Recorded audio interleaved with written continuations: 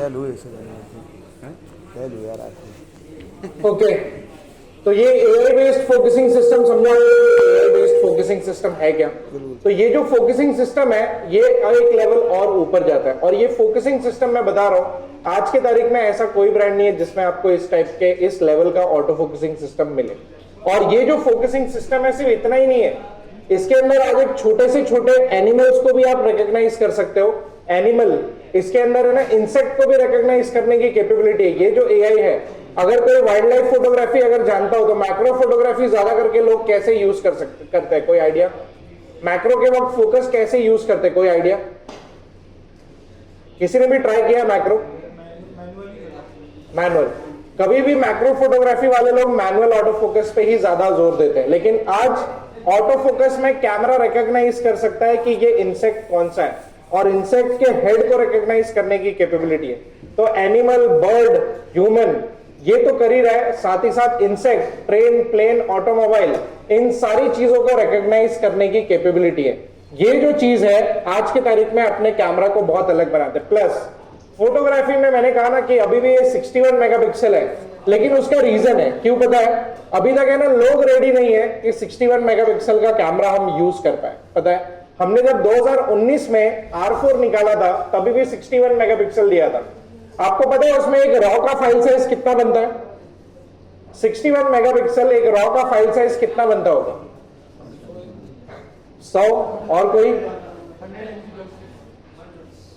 120 से 130 MB का raw file बनता है, ठीक है? 120 से 30 MB। अब 120 से 30 MB का रॉ फाइल ओपन कौन करेगा? जिसका सिस्टम अच्छा होगा वही तो करेगा ना। और मुझे पता है आपने वेडिंग इंडस्ट्री में कितने लोगों का पीसी है जो इतना अपग्रेडेड रहता है, समझे? इसीलिए लोग रेडी नहीं थे कि उतना बड़ा सिस्टम यूज कर पाए। क्यों? एक फोटो ओपन करने के लिए अगर 5 मिनट लगेगा तो बंदा उसको एडिट कब करेगा, है कि नहीं? वैसे सोनी के पास बता दूं 100 मेगापिक्सल का सेंसर भी रेडी है। अगर लोग जिस दिन रेडी हो गया तो सोनी 100 मेगापिक्सल का सेंसर भी ला ही देगा जल्दी, ठीक है? लेकिन वही है कि हमें अभी लगा नहीं जरूरत की, अभी भी जरूरत है 100 लॉन्च करने की, तो 61 मेगापिक्सल ही रखा है। लेकिन 61 के साथ साथ कुछ और चीज है। पहली बार सोनी ने इस कैमरा में रॉ के फाइल साइज को चेंज करने का ऑप्शन दिया है, जो कि R4 तक ये मॉडल में अवेलेबल ही नहीं था। पहली बार। अब इस कैमरा को क्या कर सकता हूं मैं, पता है? इसी कैमरा को मैं फुल फ्रेम पे 61 मेगापिक्सल का भी बना सकता हूं। इसी कैमरा को मैं फुल फ्रेम पे 26 मेगापिक्सल के जैसा भी यूज कर सकता हूं। और इसी कैमरा को मैं फुल फ्रेम में रहते हुए 15 मेगापिक्सल का भी यूज कर सकता हूं। तो यही कैमरा मेरा 15 मेगापिक्सल का भी है, 26 का भी है और 61 का भी है। तो मेरे पास जिस तरीके का काम आएगा मैं उस तरीके से अपने कैमरा को चेंज कर सकता हूं। बर्थडे पे जाना है, नॉर्मल शूट करना है, ज्यादा फाइल साइज नहीं चाहिए, ये सब मैं रॉ में कह रहा हूं। जेपेग में तो पहले से था, लेकिन रॉ में ये ऑप्शन नहीं था। पहली बार रॉ में ऐसा ऑप्शन दिया हुआ। 26 मेगापिक्सल वेडिंग में यूज करना है, आप आराम से यूज करो। आपकी लो लाइट का भी प्रॉब्लम सॉल्व, और कैमरा को आप आराम से हर तरीके से यूज कर सकते हो।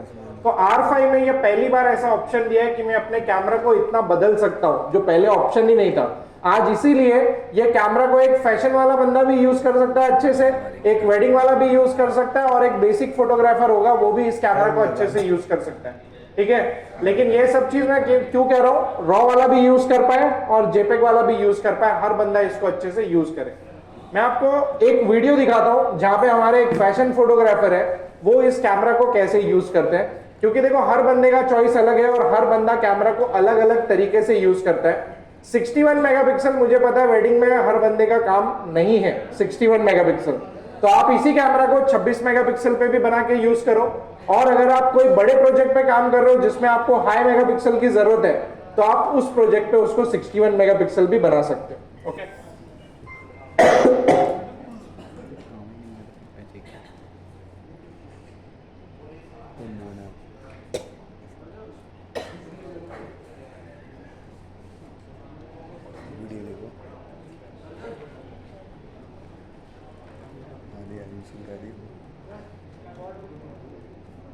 Alpha. Hi, my name is Wilson Julian. I'm a photographer and director.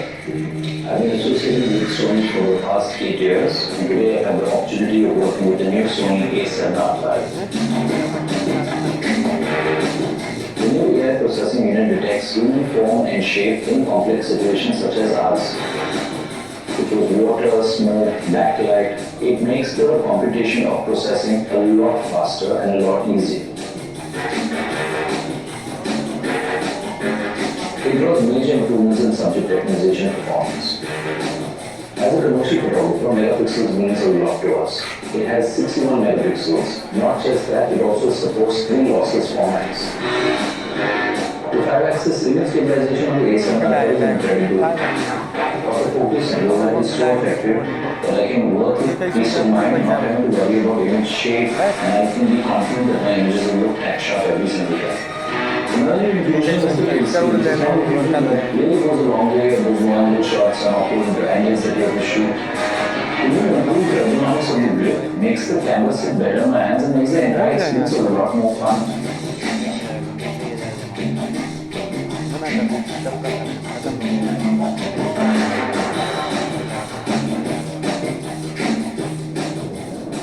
आजकल वो एडवांस क्यों जमाना होगा तो लास्ट के इमेजेस के कुछ ऐसा लगता है कि प्री वेडिंग में कुछ नया कंसेप्ट भी ला सकते हैं। देखो ये सब आइडियाज है, ये सब आइडियाज जब है ना इंसान को देख के ही समझ में आता है कि हम भी कुछ क्रिएट करना चाहते हैं। तो मैं क्यों बता रहा हूँ ये पता है, फैशन में लोगों की सोच जो रहती है बहुत अलग रहती है और फैशन में हमें बड़े बड़े साइज के प्रिंट करने पड़ते हैं। अब जैसे ये पर्सन है जो मैक्सिमम सेलिब्रिटीज के साथ शूट करते हैं तो उन्हें क्या बड़े साइज का प्रिंट चाहिए क्योंकि होर्डिंग्स लगने हैं, बैनर्स लगने हैं सारे, तो उनको मेगापिक्सल की रिक्वायरमेंट उतनी ज्यादा रहती है। आज की तारीख में अपने मुंबई में जितने भी इस टाइप के बड़े से बड़े फोटोग्राफर है मैक्सिमम लोग सोनी यूज करते हैं, चाहे रोहन श्रेष्ठा बोलो, चाहे आप कोई भी कैमरा पर्सन बोल दो, अमिताभ कामे बोल दो, अविनाश गोवारीकर बोल दो, आज मैक्सिमम लोग सोनी क्यों यूज करते हैं। ये सबसे बड़ा रीजन है कि 61 मेगापिक्सल आज भी किसी के पास इतने रेजोल्यूशन वाला बेस्ट कैमरा नहीं है। और अब ये कैमरा जो मैं कह रहा हूँ एक वेडिंग वाला बंदा भी इसको अच्छे से यूज कर सकता है। तो एक वीडियो देखते हैं कि वेडिंग में इस कैमरा को कैसे यूज किया जा सकता है। Alpha. So Joe, why arrogance? Because we love love. Love is the tiny moments that become memories. It's not just the epic wow things, but sometimes it's just a wink, a smile, a glance, or even a warm tingle. Love is comfort in the familiar, the feeling of calm. Love is trust, someone or something that you can depend on in the most chaotic of times. Love is a shared memory. In fact, it is a lifetime of small shared memories which then become life itself. Love is what we are driven by. It is what keeps us up at night, but also gets us up out of bed early. It is why we make photographs.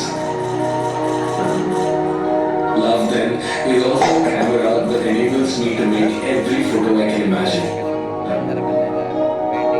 A camera that supports me in more ways than one, that focuses on love in the busiest of scenes, that is tough and protective for the memories it captures, and yet just flexible enough in the hustle of a wedding. It is the Sony A7R5, made with love.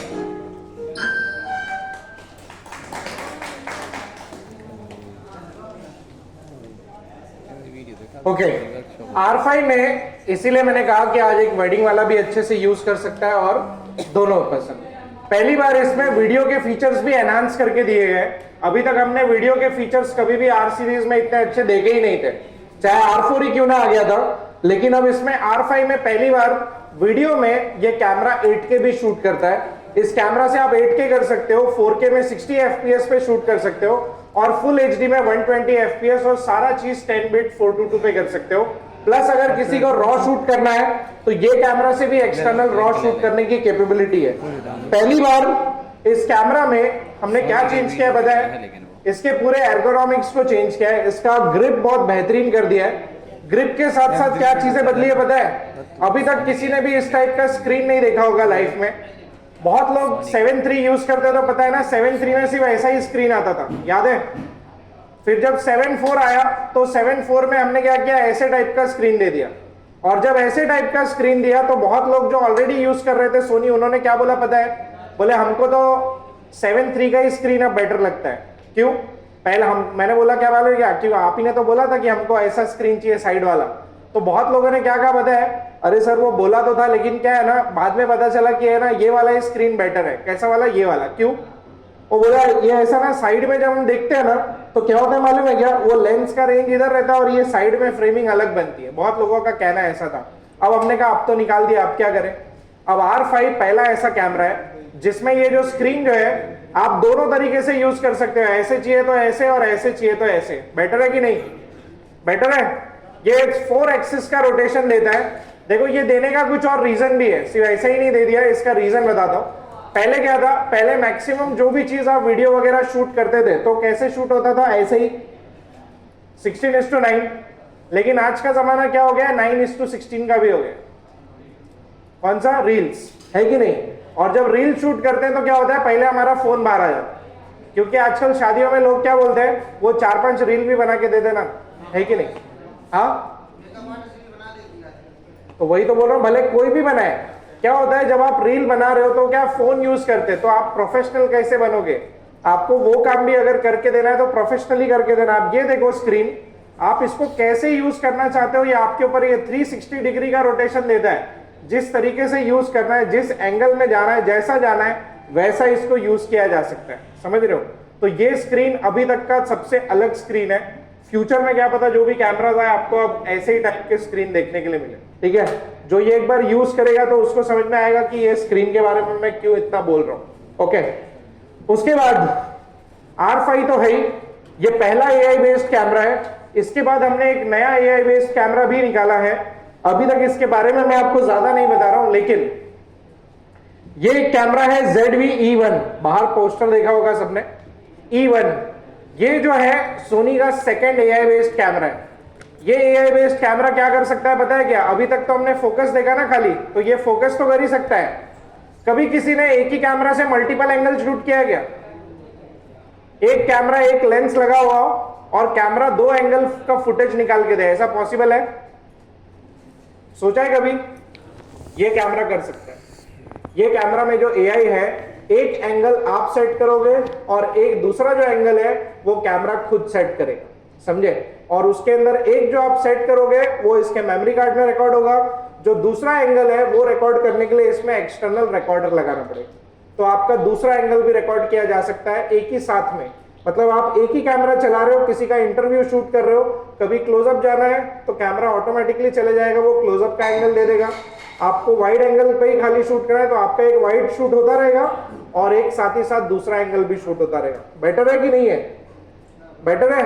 ये AI based है, ठीक है। उसके बाद AI सिर्फ इतना ही काम नहीं कर रहा। अगर इसके ऑटो मोड पे कोई रहता है, ऑटो मोड पे ग्रुप फोटो निकालने में कितने लोगों को दिक्कत आती है ना, कितने भी लोग आ जाए और सबको अगर क्लियर लाना है सबको, तो ये ऑटो मोड पे कैमरा खुद कर लेता है। जितने भी लोग होंगे ये ऑटो मोड पे कैमरा हर बंदे को क्लियर ला सकता है, हर बंदे को। मैनुअल पे आपको करना पड़ेगा, लेकिन ऑटो मोड पे ये कैमरा खुद कर सकता है। ये सब AI बेस्ड है कि मैं हर बंदे को फोकस में ला सकता हूं इस कैमरा को यूज करते हुए, समझे? तो ये सारी चीज तो है ही। प्लस जो R5 में आपने देखा AI बेस्ड फोकसिंग सिस्टम, वो भी चीज इसमें दिया है। ये कैमरा में S3 के सारे फीचर्स है। S3 के जो S3 बोला था, सेम सेंसर है, सारे फीचर्स सेम उसकी तरह दिए हुए। बस इसमें क्या है ना, व्यू फाइंडर नहीं है, ये स्पेशलाइज्ड बनाया गया वीडियो के लिए, तो इसके लिए इसके अंदर आपको स्क्रीन कुछ ऐसा ही मिलता है। लेकिन S3 के सारे फीचर्स, मतलब समझ लो लो लाइट की भी कैपेबिलिटी उतना ही स्ट्रांग है। S का तो मीनिंग ही है लो लाइट, 4,09,600 ISO। और यूजेबल ISO की बात करूं तो ये कैमरा यूजेबल ISO देता है, आराम से 25,600 पे भी जाके शूट करो, कैमरा कोई नॉइज नहीं देता है। किसी को भी आइडिया इतना ISO किसी ने यूज किया है? ये कैमरा कर सकता है S3। ओके, और अब ये जो ZV E1 बात कर रहा हूं वो भी कर सकता है। FX3 जो है वो भी उतना ही सेम सेंसर है, उसमें भी किया जा सकता है। उसके बाद जो FX6 है उसमें भी सेम सेंसर है, वो भी उतना ही चीज का आउटपुट दे सकता है। अब 9.2 तो अब हम बना रहे थे, क्योंकि 9.2 अब धीरे धीरे बंद हो गया है। धीरे धीरे ये कैमरा हमने फ्लैगशिप से हटा दिया, पहले ये कैमरा फ्लैगशिप हुआ करता था, अब हमने अल्फा 1 को रखा है एक फ्लैगशिप मॉडल। अल्फा 1 क्यों है फ्लैगशिप पता है? ये आज के तारीख में दुनिया का सबसे फास्टेस्ट कैमरा है, अभी तक इससे फास्ट कैमरा कोई है नहीं। ये कैमरा क्यों फास्ट है उसका रीजन बता देता हूं। अल्फा 1 ये जो कैमरा है, ये अगर समझ लो कोई बंदा है जिसको फोटो करना है या वीडियो करना है, जिसमें बेसिक काम भी करना है और हाई एंड से हाई एंड काम करना है, ये कैमरा हर वो काम कर सकता है। क्यों? अल्फा 1 में ये पहली बार एक ऐसा कैमरा है जिसमें रेजोल्यूशन भी सबसे बेस्ट है। अब ये कैमरा में अगर आप देखोगे तो इसमें R की भी रेजोल्यूशन है, इसमें 9 का स्पीड है और इसमें S की तरह वीडियो की कैपेबिलिटीज है। तो ये कैमरा अभी तक का सबसे टॉप ऑफ द लाइन इसलिए है। R का जो मैं बोल रहा हूं, जैसे R सीरीज 60 मेगापिक्सल है, यह आपको 50 मेगापिक्सल का रेजोल्यूशन देता है।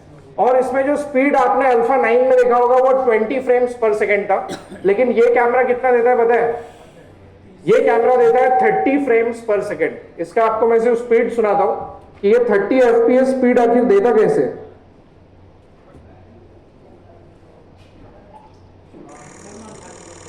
ये स्पीड सुनाई दे रहा है? ये 30 फ्रेम्स पर सेकेंड की स्पीड है। ये कैमरा इतना स्पीड अचीव कर सकता है, और ये स्पीड जो है कोई जेपेग में नहीं अचीव कर रहा है। बहुत सारे कैमरा जो है इसके बाद लॉन्च हुए, उन्होंने भी कहा कि मैं भी 30 FPS देता हूं, लेकिन वो जेपेग में देते हैं। ये कैमरा रॉ में 30 FPS शूट करता है। ओके, और उसी के साथ साथ रॉ में 30 FPS तो दे ही रहा है, और वो भी 50 मेगापिक्सल के रेजोल्यूशन पे। कुछ कैमरास और आए जो 30 FPS में रॉ दे रहे हैं, लेकिन रेजोल्यूशन है उनका कितना पता है? 24 मेगापिक्सल। लेकिन ये आपको उनके डबल के रेजोल्यूशन का आपको रॉ दे रहा है। ओके, प्लस ये कैमरा में इतनी सारी चीजें तो है ही। ये वीडियो में सोनी का पहला कैमरा है जो 8K शूट करता है, और वो भी कितने MBPS पे? 600 MBPS पे इसके अंदर आप 8K की रिकॉर्डिंग कर सकते हो। 4K में 120 FPS, फुल HD में 240 FPS।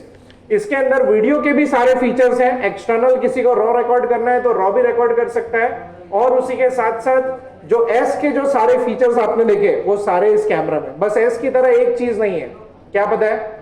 S की तरह लो लाइट की कैपेबिलिटी।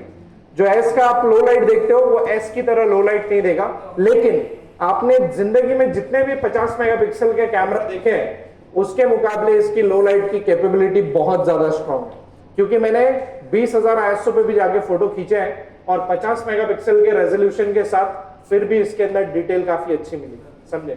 तो इसके लिए अल्फा 1 अभी आज की तारीख में top of the line camera है।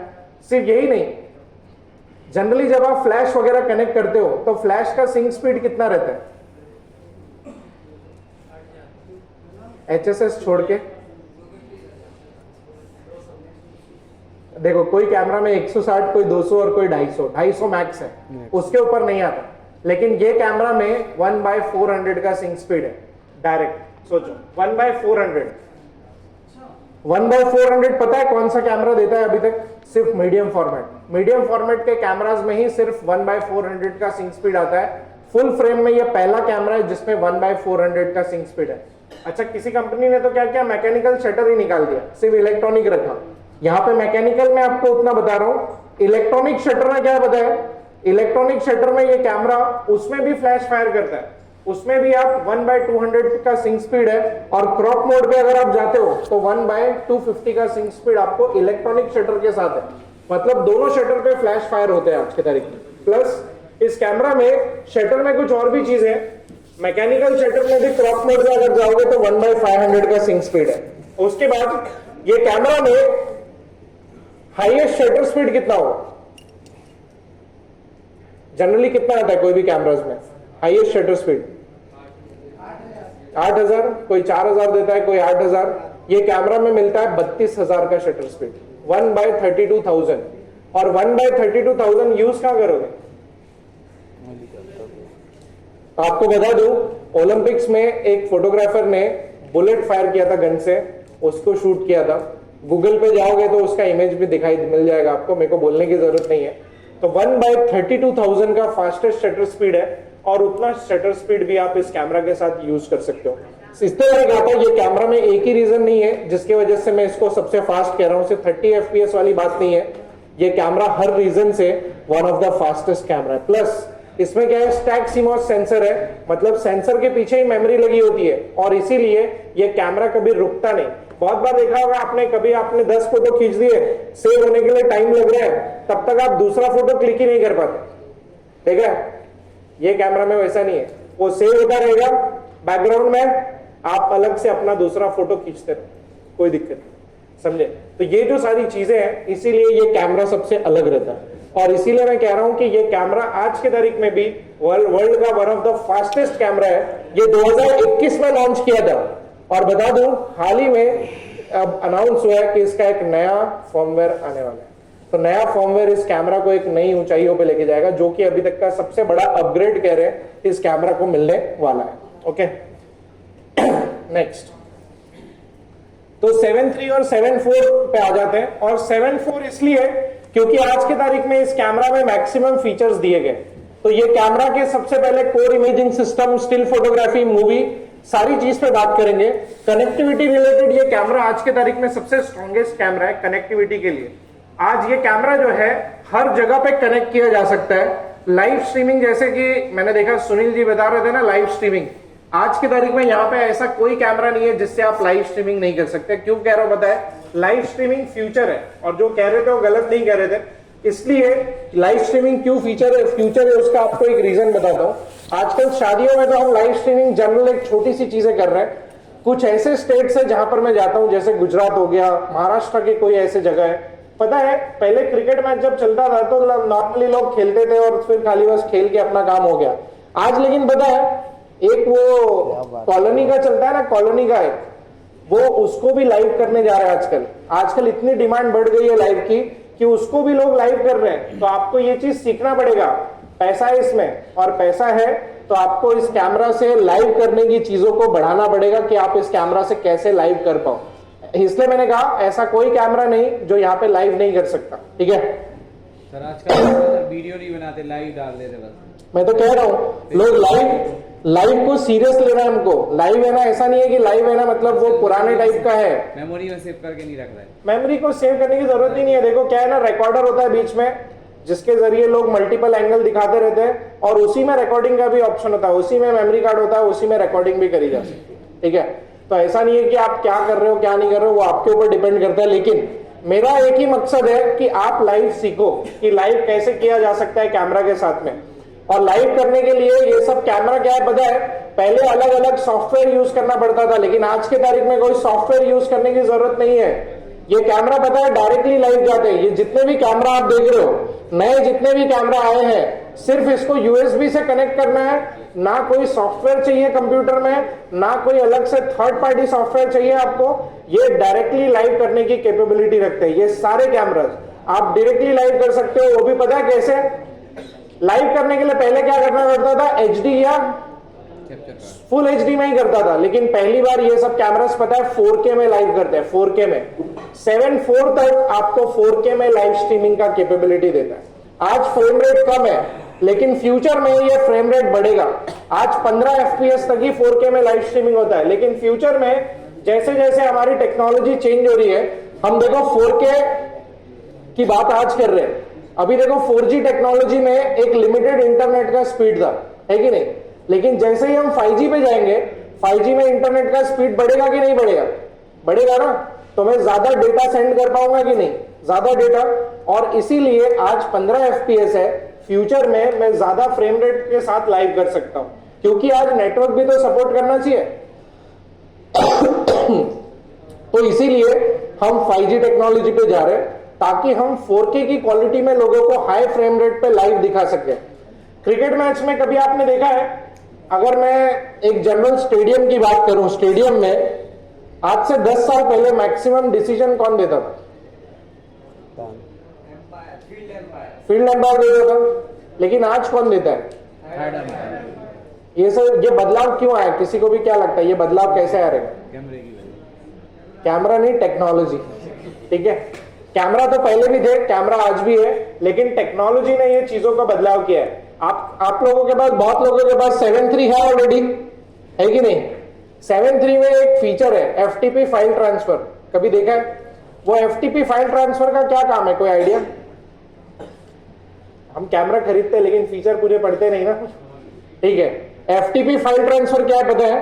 देखो इंडिया में अभी तक क्या है ना, वेडिंग में इतना पैसा बहुत कम लोग हैं जो कमाते हैं, और इंडिया में अभी तक कोई ऐसा फोटोग्राफर नहीं है जो खुद का सर्वर बना ले, ठीक है।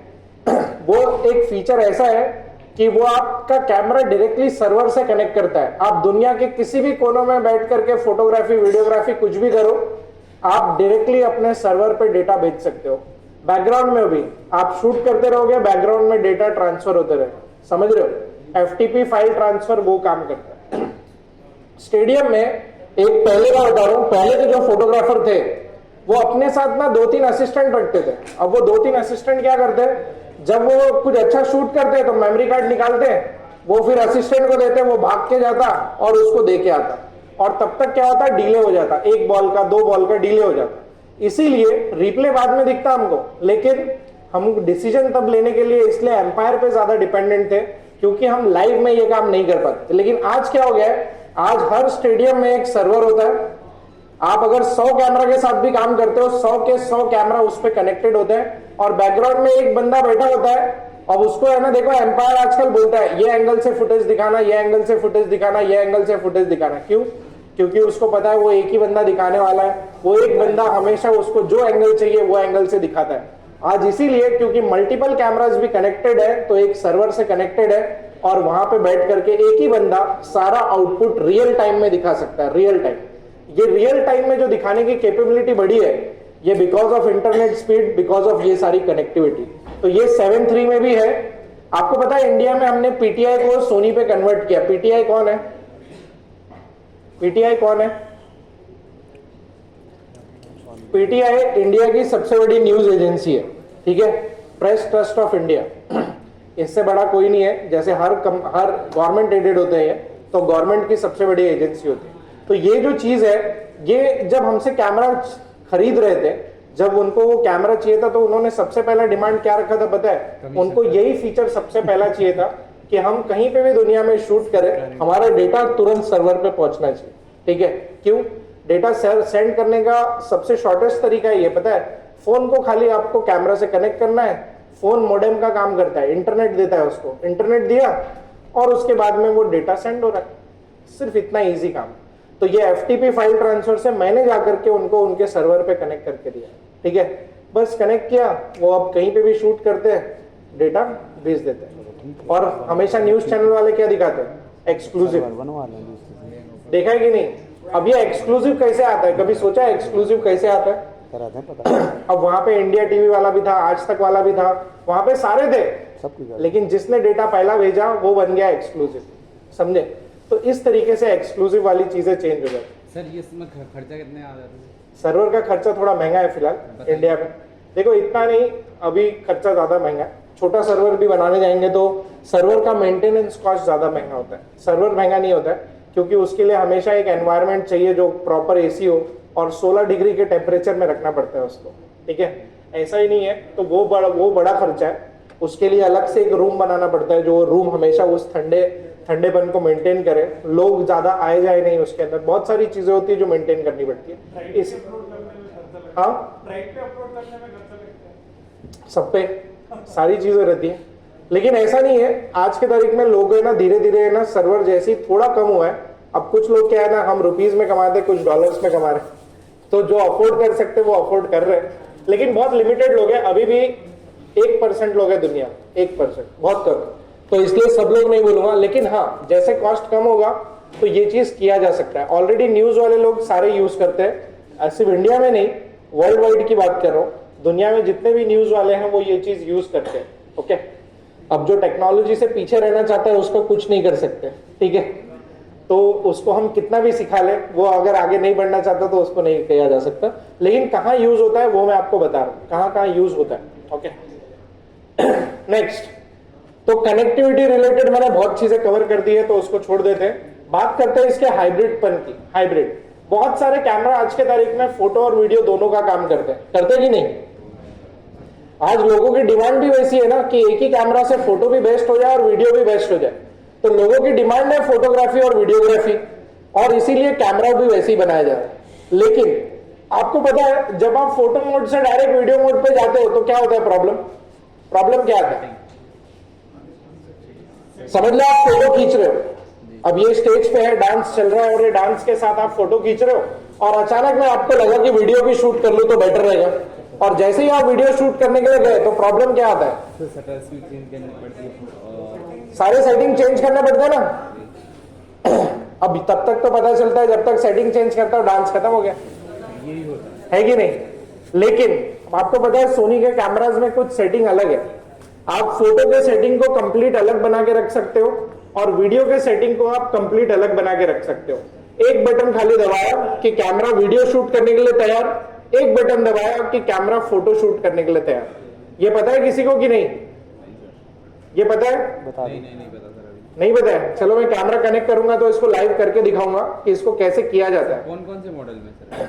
ये नए सारे कैमराज में 7-4, S3, Alpha 1, R5, ZV E1, ऐसे सारे कैमराज में ये मैं क्यों बता रहा हूं पता है? आज की तारीख में लोग जब हाइब्रिड की तरफ बढ़ रहे हैं तो उनको फास्ट चाहिए सारी चीजें। सर ये चीज जरूरत। अच्छा, और एक चीज आप इनफैक्ट पता है क्या क्या चेंज करके रख सकते हो? आप वीडियो में अगर लॉग ऑन करके रखना चाहते हो तो वीडियो में आपका लॉग भी ऑन रहेगा और फोटो में वो नहीं रहेगा। और लॉग जब शूट करते हैं तो लॉग के हिसाब से हमारा एक्सपोजर पूरा अलग रहता है।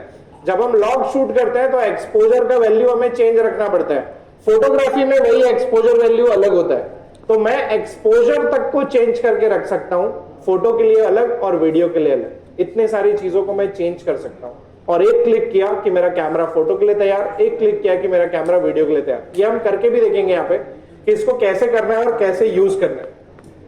कुल मिला तो कोर इमेजिंग सिस्टम में 33 मेगापिक्सल का सेंसर है और डुअल प्रोसेसर वाला ये कैमरा है। ये सेम प्रोसेसर है जो अल्फा 1, R5 और S3 में यूज कर रहे हैं, इसीलिए 7-4 को हम कभी भी बेसिक कैमरा नहीं कहते। ये कैमरा हमेशा बेसिक से काफी ऊपर है। ओके, ये कैमरा में इतने सारे फीचर्स दिए। 33 मेगापिक्सल कैमरा 1,04,800 2,04,800 ISO, फिर भी 15 स्टॉप का डायनेमिक रेंज और real time I auto focus. Accurate colours भी देता है ये कैमरा, और एक्यूरेट कलर्स मैं आपको जेपेक की बात कर रहा हूँ। रॉ में तो अपने कैमरा पहले से अच्छे कलर दे रहे थे, लेकिन जेपेक में बहुत लोगों को लगता था कि कलर अच्छे नहीं आ रहे, लेकिन आज हमने इसके कलर साइंस को भी इंप्रूव कर दिया कि लोग जेपेक में भी उतना ही बेटर तरीके से यूज कर पाए। प्लस इस कैमरा में बफर मेमोरी इतनी स्ट्रांग दी गई है कि कैमरा आप 2 मिनट तक कंटिन्यूस फोटो खींच सकते हो, 2 मिनट तक, और फिर भी कैमरा रुकेगा नहीं। उसके बाद 4K 60 full HD 120 10 bit 422 creative look, ये एक तरीके का फिल्टर है जो फोटो और वीडियो दोनों में काम करता है। स्ट्रेट फ्रॉम द कैमरा अगर किसी को रिजल्ट निकालना है, जैसे जो सिर्फ एक्सपोजिंग का काम करते हैं, जिनके पास मतलब वो खुद प्रोजेक्ट नहीं लेते, सिर्फ एक्सपोजिंग करने जा रहे हैं, तो स्ट्रेट फ्रॉम द कैमरा भी अगर आपको रिजल्ट अच्छा बना के देना है तो आप ये फिल्टर्स को यूज करके straight from the camera photo shoot करो या वीडियो शूट, आप अपने रिजल्ट्स को तुरंत बना के दे सकते हो। ऐसे 10 फिल्टर कैमरा के अंदर दिए गए हैं। अगर किसी को वो फिल्टर नहीं यूज करना है तो अपने खुद के फिल्टर को भी वो डिजाइन कर सकते हो उसके अंदर अपने तरीके से, तो वो ऑप्शन भी कैमरा में है। H.265 और ऑल आई। अब इस कैमरा में ये 2 नई चीजें यहां से ऐड होती है, जैसे S3 में आया, अल्फा 7-4 में आया, R5 में आया।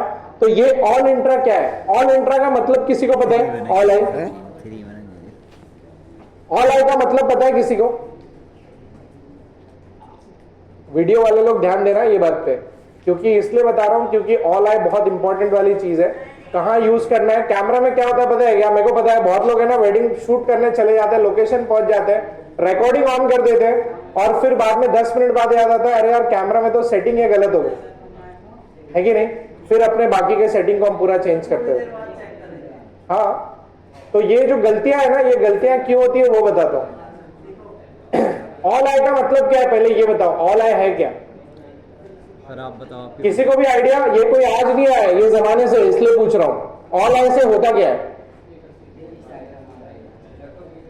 अच्छा चलो मैं ही बता देता हूं, जाने दो।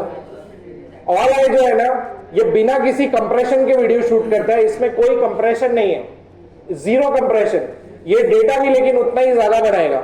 ये लेकिन कब यूज करते हैं पता है? अगर मैं कोई फिल्म वगैरह शूट कर रहा हूं, अगर मैं कोई डॉक्यूमेंट्री शूट कर रहा हूं जो रिलीज करने वाला हूं, तब जाकर के हमें ये सारी चीजें यूज करनी चाहिए। क्यों पता है? क्योंकि ये जो ऑल आई फॉर्मेट है ये 600 MBPS के डेटा पे शूट करता है। अगर मैं इसके अंदर 80 GB का कार्ड भी लगा देता हूं, जो हमारा CF एक्सप्रेस का कार्ड स्लॉट है, ये कैमरा क्या करेगा बताएं, यहां पे सिर्फ 10 मिनट का फुटेज शूट करने देगा आपको उस 80 GB के कार्ड में भी, 10 मिनट्स का, उससे ज्यादा नहीं। अब यही तो चीजें हैं जो हमको सीखनी है कि पहले कौन से मोड पे मैं कैमरा को सेट करूं, कौन से फ्रेम रेट पे सेट करूं, तब जाकर के हमें वीडियो शूट करना जरूरी होता है। नहीं तो मैं तो एक ही चीज देखता हूं वेडिंग में, क्या सबके कैमरा 100 FPS है कि नहीं? जिस बंदे का कैमरा उठाऊंगा, अरे सर जरा सेटिंग देख लो एक बार, ठीक है, 100 FPS है कि नहीं? क्यों? लाइफ में, जिंदगी में सारी चीजें उनके स्लो मोशन में चल रही है कि नहीं? अब स्लो मोशन अगर सब कुछ होता तो फिल्में भी सारी चीजें स्लो मोशन पे ही होती, ठीक है? रियल टाइम देना भी बहुत जरूरी है। आपको बता दूं, धीरे धीरे शहरों में ये स्लो मोशन वाला क्रेज अब खत्म हो रहा है। और मैं तो आजकल ये देखता हूं कि जो वीडियो का जो पार्ट है ना, खास करके ट्रेलर तो देखता हूं 100% स्लो मोशन में जाता है आजकल, 100%। हाँ, सिनेमैटिक, सॉरी इसका वर्ड है सिनेमैटिक, ठीक है? आऊंगा मैं उस पर, वीडियो का जब सेक्शन कवर करूंगा तो सिनेमैटिक पार्ट पे भी आऊंगा कि सिनेमैटिक क्या होता है, ठीक है? उसके बाद H.265 की बात करते हैं। H.265 सोनी के कैमराज में एक नया मोड दिया है, XAVC HS। H.265 कुछ और नहीं है, ये कंप्रेशन का नया तरीका है। जैसे देखो, एक जमाना था जब आप क्या कर रहे थे, शूट HD से आप क्या करने लगे, फुल HD में भी क्या करने लगे, हाई फ्रेम रेट।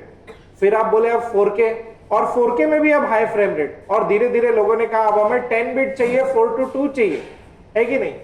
अब इतनी सारी चीजें जब बनेंगी कैमरा के अंदर, तो डेटा ज्यादा क्रिएट होगा कि नहीं? डेटा ज्यादा होगा कि नहीं होगा? फिर भी बोलते हो मेरा पुराना 64 GB का कार्ड नहीं चल रहा सर, ठीक है? क्यों? क्योंकि डेटा ज्यादा बन रहा है तो उतने MBPS पे शूट करने का रिक्वायरमेंट भी बढ़ रहा है। तो इसीलिए हमें मेमोरी कार्ड को भी अपग्रेड करने की जरूरत है। वो पुराने मेमोरी कार्ड नहीं चलेंगे जो आप पुराने जमाने के हिसाब से चला रहे हो, ठीक है? और बहुत लोग जो बोलते हैं ना, अरे ये कैमरा ही बकवास है, कैमरा गर्म हो रहा है तो उनसे कहना चाहता हूं कि अपने कैमरा को बकवास कहने की जरूरत नहीं है, सिर्फ मेमोरी कार्ड चेंज करने की जरूरत है। तो आपका एक बार मेमोरी कार्ड बदल के देखो। हम लोग पता है कौन सा कार्ड यूज करें, मैं देखता हूं ना किसी को, हमने क्या किया था पता है, जब 7/4 कैमरा लॉन्च किया ना, तो हम साथ में ना V30 का कार्ड दे रहे थे, V30। अब वो फोटोज के लिए ठीक है। अब लोगों ने क्या किया, वीडियो भी शूट करना शुरू किया। अब वीडियो शूट करना शुरू किया तो कैमरा गर्म होने लगा। तो कैमरा में सब लोगों ने क्या कहा पता है, कैमरा ही बकवास है, गर्म होता है ना? इसलिए हमने क्या किया पता है, मेमोरी कार्ड देना ही बंद कर दिया बोले जब खुद से मेमोरी कार्ड खरीदेंगे तो याद आएगा कि क्या करना है क्या नहीं करना है। तो मेमोरी कार्ड क्यों चेंज करने का रीजन है वो बताता हूँ। अब डेटा मैंने जैसे कहा, HD से full HD, high frame rate, 4K में high frame rate, 10 bit 4:2 shoot कर रहे हो, उसमें भी कोई लॉग शूट कर रहा है, तो डेटा वो कैमरा में इतना ज्यादा बन रहा है कि आपका वो मेमोरी कार्ड पुराना वाला चला ही नहीं सकता, क्योंकि उसकी रीड स्पीड कितनी है, वो 300 दिखा रहा है, लेकिन राइट स्पीड कितनी है वो तो कोई ध्यान नहीं देता। राइट स्पीड किसी का 70 Mbps है, किसी का 95, 94, 100 Mbps, किसी का 150 Mbps। कैमरा आज के तारीख में मैंने कितना बताया थोड़ी देर पहले, 600 Mbps। अब 600 Mbps कैसे रिकॉर्ड करेगा मेरे को बताओ, वो कार्ड पे पॉसिबल है क्या? तो कैसे होगा आपका कैमरा? तो कैमरा में प्रॉब्लम क्या होता है वो बताता हूं। वो क्या करता है, बफर मेमोरी में स्टोर करते रहता है, और जितना बफर मेमोरी में जाएगा कैमरा को उतना गर्म करेगा, और इसीलिए आपका कैमरा जल्दी गर्म हो जाएगा। तो हमने कुछ सेटिंग दी है कैमरे में, जो सेटिंग से आप कैमरा के परफॉर्मेंस को बढ़ा सकते हो। लेकिन फिर भी रेकमेंडेड कार्ड बताऊं क्या है आज के तारीख में, कम से कम कार्ड आपका V90 का होना चाहिए। V90 ये सुना, ये वीडियो का स्टैंडर्ड है। जैसे V30, V60, V90, अगर HD कार्ड यूज करते हो तो कम से कम V90, और अगर CF एक्सप्रेस कार्ड यूज करते हो तो कोई बात ही नहीं है, CF एक्सप्रेस कार्ड आप कोई भी यूज कर लो, सब चलेंगे, ठीक है? समझ में आया? नेक्स्ट, तो ये जो H.265 है, ये समझा देता हूं ये क्या है। अभी तक सोनी में जितने भी कैमरा थे H.264 का कंप्रेशन यूज कर रहे थे, और सोनी नहीं सारे ब्रांड यही यूज कर रहे थे H.264। लेकिन अब क्या है ना, जब हम 4K पे जा रहे हैं तो डेटा ज्यादा बन रहा है, तो उसको भी कम करने की जरूरत है। तो कम करने का ये नया तरीका है H.265 का कंप्रेशन। इसका मैं आपको ना एक एग्जांपल देता हूं। अब समझ लो कोई आपके पास कैमरा है जो .mov में शूट कर रहा है, ठीक है? .mov। अब .mov में समझ लो मैंने 1 मिनट का फुटेज यहाँ पे शूट किया, सारे सेटिंग सेम रख के 1 मिनट का फुटेज .mov। तो वो कैमरा ने डेटा बनाया, समझ लो कितना बताया, अप्रोक्सीमेट 2 GB। तो सोनी में XAVC-S आता है, XAVC-S पता है ना, XAVC-S वो क्या करेगा पता है, वही 1 मिनट का फुटेज .mp4 में आपको 1 GB में क्रिएट करके दे देता है। इसीलिए सोनी जाना जाता है, कम डेटा में सबसे बेहतरीन वीडियो क्वालिटी सोनी क्रिएट करके देता है। प्लस अब उसके बाद क्या हो गया, अब जब नई चीजें आ गई तो हमने अभी नया कंप्रेशन डाला H.265। अब कैमरा क्या करेगा पता है, अब वही MP4 का फॉर्मेट, वही सारी सेटिंग्स, अब मैं वही कैमरा से अगर वापस से 1 मिनट का फुटेज यहाँ पे शूट करूंगा तो ये फॉर्मेट में सिर्फ 500 MB में वो डेटा क्रिएट किया जा सकता है, सिर्फ 500 MB में, और वो भी बिना किसी क्वालिटी के लॉस के। तो ये खास बात है जिसके बारे में मैं बात कर रहा हूं। ये मैं जब कैमरा कनेक्ट करूंगा तो मैं आपको दिखाऊंगा कि ये जो फॉर्मेट्स है ये कहां पर दिए गए ये फॉर्मेट्स। ओके, उसके बाद कैमरा में एक्टिव इमेज स्टेबलाइजेशन दिया गया। अभी तक हम 5 एक्सिस इमेज स्टेबलाइजेशन पे चल रहे थे। 5 एक्सिस पता है ना सबको कि नहीं? अच्छा, 5 एक्सिस फोटो के लिए होता है कि वीडियो के लिए? तो फोटो वाले क्या करें? 5 एक्सिस इमेज स्टेबलाइजेशन फोटो के लिए कि वीडियो के लिए? हाँ, ये जवाब सुनना था ना मेरे को। दोनों के लिए होता है। आप नहीं, मेरे को पता है, इसलिए मैंने जानबूझ के ऐसा ही सवाल पूछा ना कि जवाब क्या आता है। तो ये जो 5 एक्सिस इमेज स्टेबलाइजेशन है ये फोटो और वीडियो दोनों के लिए होता है। आप चाहे फोटोग्राफी करो या आप चाहे वीडियोग्राफी करो, आपको स्टेबिलिटी हर जगह पे मिलनी चाहिए। अब इसमें क्या हो गया, इसमें हमने एक नया स्टेबलाइजेशन दिया है जिसका नाम है एक्टिव मोड स्टेबलाइजेशन। अब ये क्या करता है पता है, अगर आप हैंड हेल्ड कोई फुटेज शूट करना चाहते हो, हैंड हेल्ड बिना किसी गिम्बल के, ये हैंड हेल्ड आपको बेहतरीन स्टेबल फुटेजेस शूट करके दे सकता है, एक्टिव मोड स्टेबलाइजेशन। ये नए लेवल का स्टेबलाइजेशन है, ये नए लेवल का स्टेबलाइजेशन हैंड हेल्ड में मिलता है। अब इसके अलावा मैंने आपको और एक कैमरा दिखाया ना, ZV-E1, इस कैमरा में और भी नया स्टेबलाइजेशन दिया है। एक्टिव मोड पीछे हो गया, एक्टिव के साथ साथ इसमें आ गया है डायनेमिक एक्टिव स्टेबलाइजेशन। अब ये डायनेमिक एक्टिव स्टेबलाइजेशन क्या करता है पता है, अब मैं भागते हुए भी शूट करूं हैंड हेल्ड बिना किसी गिम्बल के, तो ये कैमरा मेरे को वो फुटेजेस शूट करके दे सकता है, समझे? कोई नहीं हो जाएगा। एक्टिव मोड स्टेबलाइजेशन के आगे डायनेमिक एक्टिव, दोनों में आपको सिर्फ कैच बता देता हूं क्या है। एक्टिव मोड स्टेबलाइजेशन जो है ये क्या करेगा, ये 1.1 का क्रॉप फैक्टर यूज करता है। जैसे अगर कोई 20 mm का लेंस यूज करोगे तो कैमरा ऑटोमेटिकली 22 mm का हो जाएगा एक्टिव मोड यूज करने पे। और जो डायनेमिक एक्टिव बताया, डायनेमिक एक्टिव स्टेबलाइजेशन क्या करेगा पता है, डायनेमिक एक्टिव स्टेबलाइजेशन आपको 1.3 का क्रॉप फैक्टर देता है, लेकिन आप भागते हुए भी फुटेजेस स्टेबल शूट कर सकते हो। लेकिन अब आपको सोचो गिम्बल, क्या पता फ्यूचर में जरूरत पड़ेगी कि नहीं पड़ेगी, ये सोचो कि फ्यूचर में गिम्बल की जरूरत ही नहीं है, तो ये जो है, लेकिन वो 1.3 का क्रॉप फैक्टर मतलब 20 mm का लेंस अगर लगाओगे तो वो 26 mm हो जाएगा, समझे? तो 1.3 से चेंज हो जाएगा। तो हाँ, तो क्रॉप करेगा, लेकिन आपको सोचो बिना गिम्बल लगाए, जिसके पास गिम्बल नहीं है, कुछ नहीं है, क्या करेगा?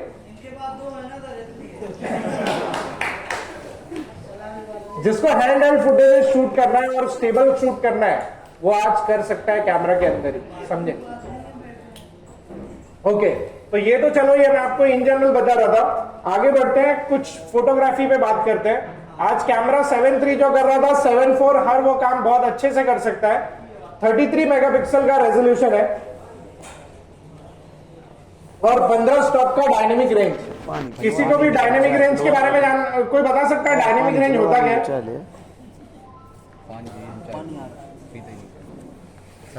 अच्छा, कितने लोग यहाँ पे फोटोग्राफी करते हैं? सब? अच्छा, डायनेमिक रेंज क्या होता है कोई बताए? एक भी पर्सन मुझे बता दे डायनेमिक रेंज क्या है?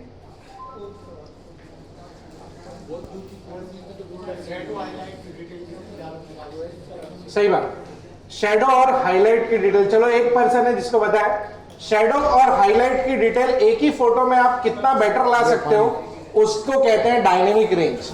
और डायनेमिक रेंज किसमें मिलती है, जेपेग में कि रॉ में?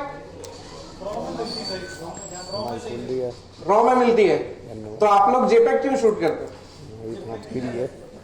अच्छा, कितने लोग यहाँ पर है जो रॉ शूट करते हैं? 1 2 3 4 5 6 7। क्या बात है। इसमें से कितने ऐसे लोग हैं जो प्री वेडिंग रॉ में करते हैं और शादी जेपेग में? सर पूरा नहीं करते रहो।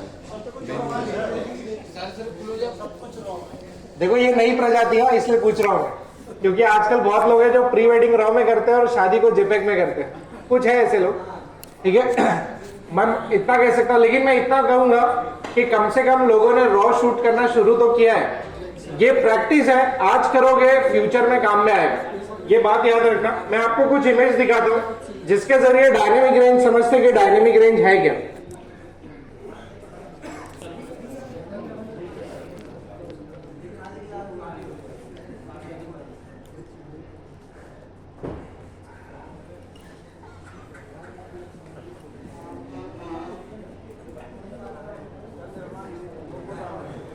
थोड़ी बहुत समझ में आने लगा, पहले तो समझ में नहीं आता, तो बात है क्या मराठी भाषा।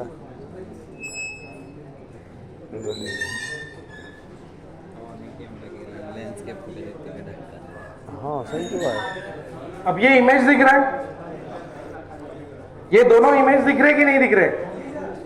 अब आप किसी एक बड़े फोटोग्राफर को फॉलो करते हो, अब वो जब फोटोग्राफर को फॉलो करते हो तो इंस्टाग्राम पे जाते हो तो कौन सा इमेज दिखता है दोनों में से? आउटपुट वाला, राइट वाला ही दिखता है ना। और फिर क्या करते हैं हम, वो फोटो देखते हैं और फिर हम भी वही लोकेशन पे जाते हैं और उसने एक्सिव भी डाला होता है, तो वो एक्सिव हम दिमाग में छाप के जाते हैं और वही टाइम पे जाके फोटो खींचते हैं। पर जब हम फोटो खींचने बैठते हैं तो वो रिजल्ट ही नहीं आता, फिर बोलते हैं कैमरा ही बकवास है कि नहीं? क्योंकि सिंपल है ना, रिजल्ट आ नहीं रहा यार, वो बंदे ने कैसा है रिजल्ट लाया। लेकिन आप सब लोगों ने एक चीज मिस कर दिया सारी चीजों के बीच में, कि वो बंदे ने शूट कैसे किया। ठीक है, शूट करने का तरीका बदल जाता है। जब कोई बंदा रॉ शूट करता है तो रॉ में शूट करने का तरीका सबसे पहली बात अलग है। बहुत लोग जो सोचते हैं ना रॉ जेपेग एक साथ शूट करूंगा तो अपना काम हो जाएगा, चलो थोड़ा बहुत एडिटिंग अच्छे से कर पाओगे, लेकिन है ना शूट करने के तरीके में बहुत बदलाव होता है। अब कोई बंदा ऐसा शूट करेगा क्या? पहले ऐसा शूट करेगा कि नहीं करेगा? क्योंकि रॉ वाले लोग करेंगे, लेकिन रॉ वाले को पता होना चाहिए सबसे पहला कि उसके कैमरा का डायनेमिक रेंज कितना है। जब तक उसको वो पता नहीं होगा तो वो ऐसा शूट करेगा ही नहीं। तो, हाँ, और ये जो है कोई भी बड़े से बड़ा प्रोफेशनल फोटोग्राफर, आपको क्या लगता है सोनी पे ऐसे ही शिफ्ट हो गया?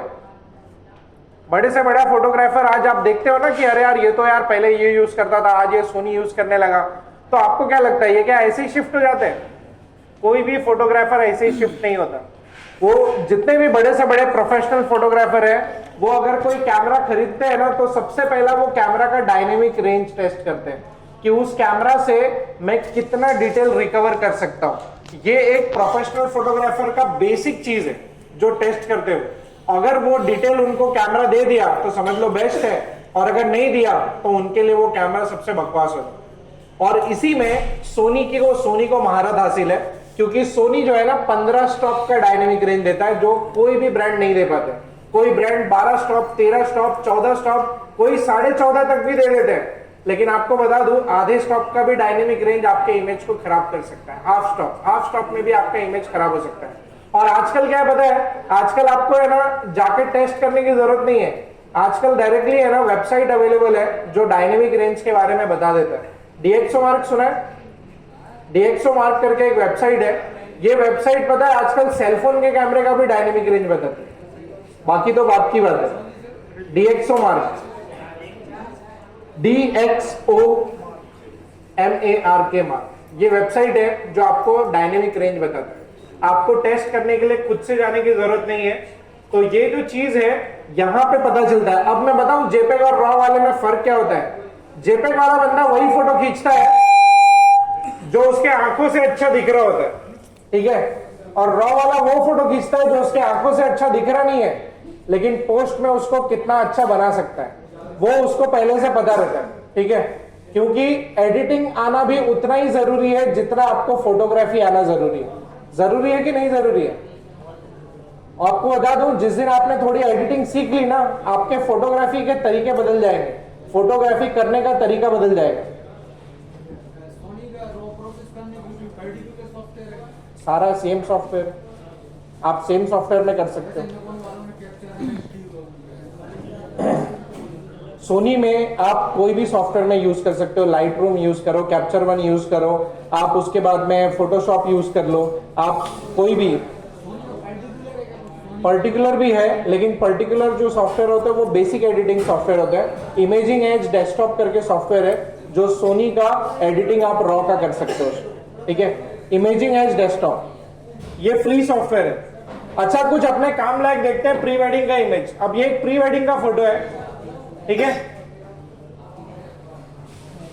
क्या है ना, थोड़ी सी शांति बनाए रखो, नहीं तो क्या है ना टाइम लगेगा अपने को ये सब चीज कवर करने को। बाद में आप लोग आपस में बात करते रहना, नहीं तो क्या है ना यहाँ पे मेरे को 7 बज जाएंगे, प्री वेडिंग हो जाएगी फिर जब तक। फिर देखो 5 लोग भी बैठे रहेंगे तो मैं तो करूंगा। यहाँ पे देखो डिफरेंस क्या है, यही चीज बता रहा हूं। अब यहाँ पे एक रॉ फोटोग्राफर का नजरिया देखो शूट करने का, और बाद में अगर जेपेग वाले को अगर यही जगह पे रिजल्ट लाना होगा तो क्या करना पड़ेगा, कोई बता सकता है? लाइट लगाएंगे, किधर किधर लाइट लगाएंगे? ठीक है, चलो कपल का लाइट दे दिया, यहाँ पे एक आदमी खड़ा रखूंगा ना, फिर या तो लाइट लगा दूंगा, या तो फिर और फिर ये बोर्ड पे भी एक लाइट दूंगा एक, ठीक है। तो तब तो यार वो इमेज में मजा भी तो नहीं आएगा ना वैसा। हाँ ओके, चलो आता हूँ। चलो लाइट भी मार दिया, चलो एक जेपेग के नजरिए से बोलता हूँ, लाइट भी आपने मार दिया। अब लाइट मारोगे देखिए सोनी में स्क्रीन क्या होगा? तो वो तो हम ये बैकग्राउंड का ग्रीन मिलेगा क्या?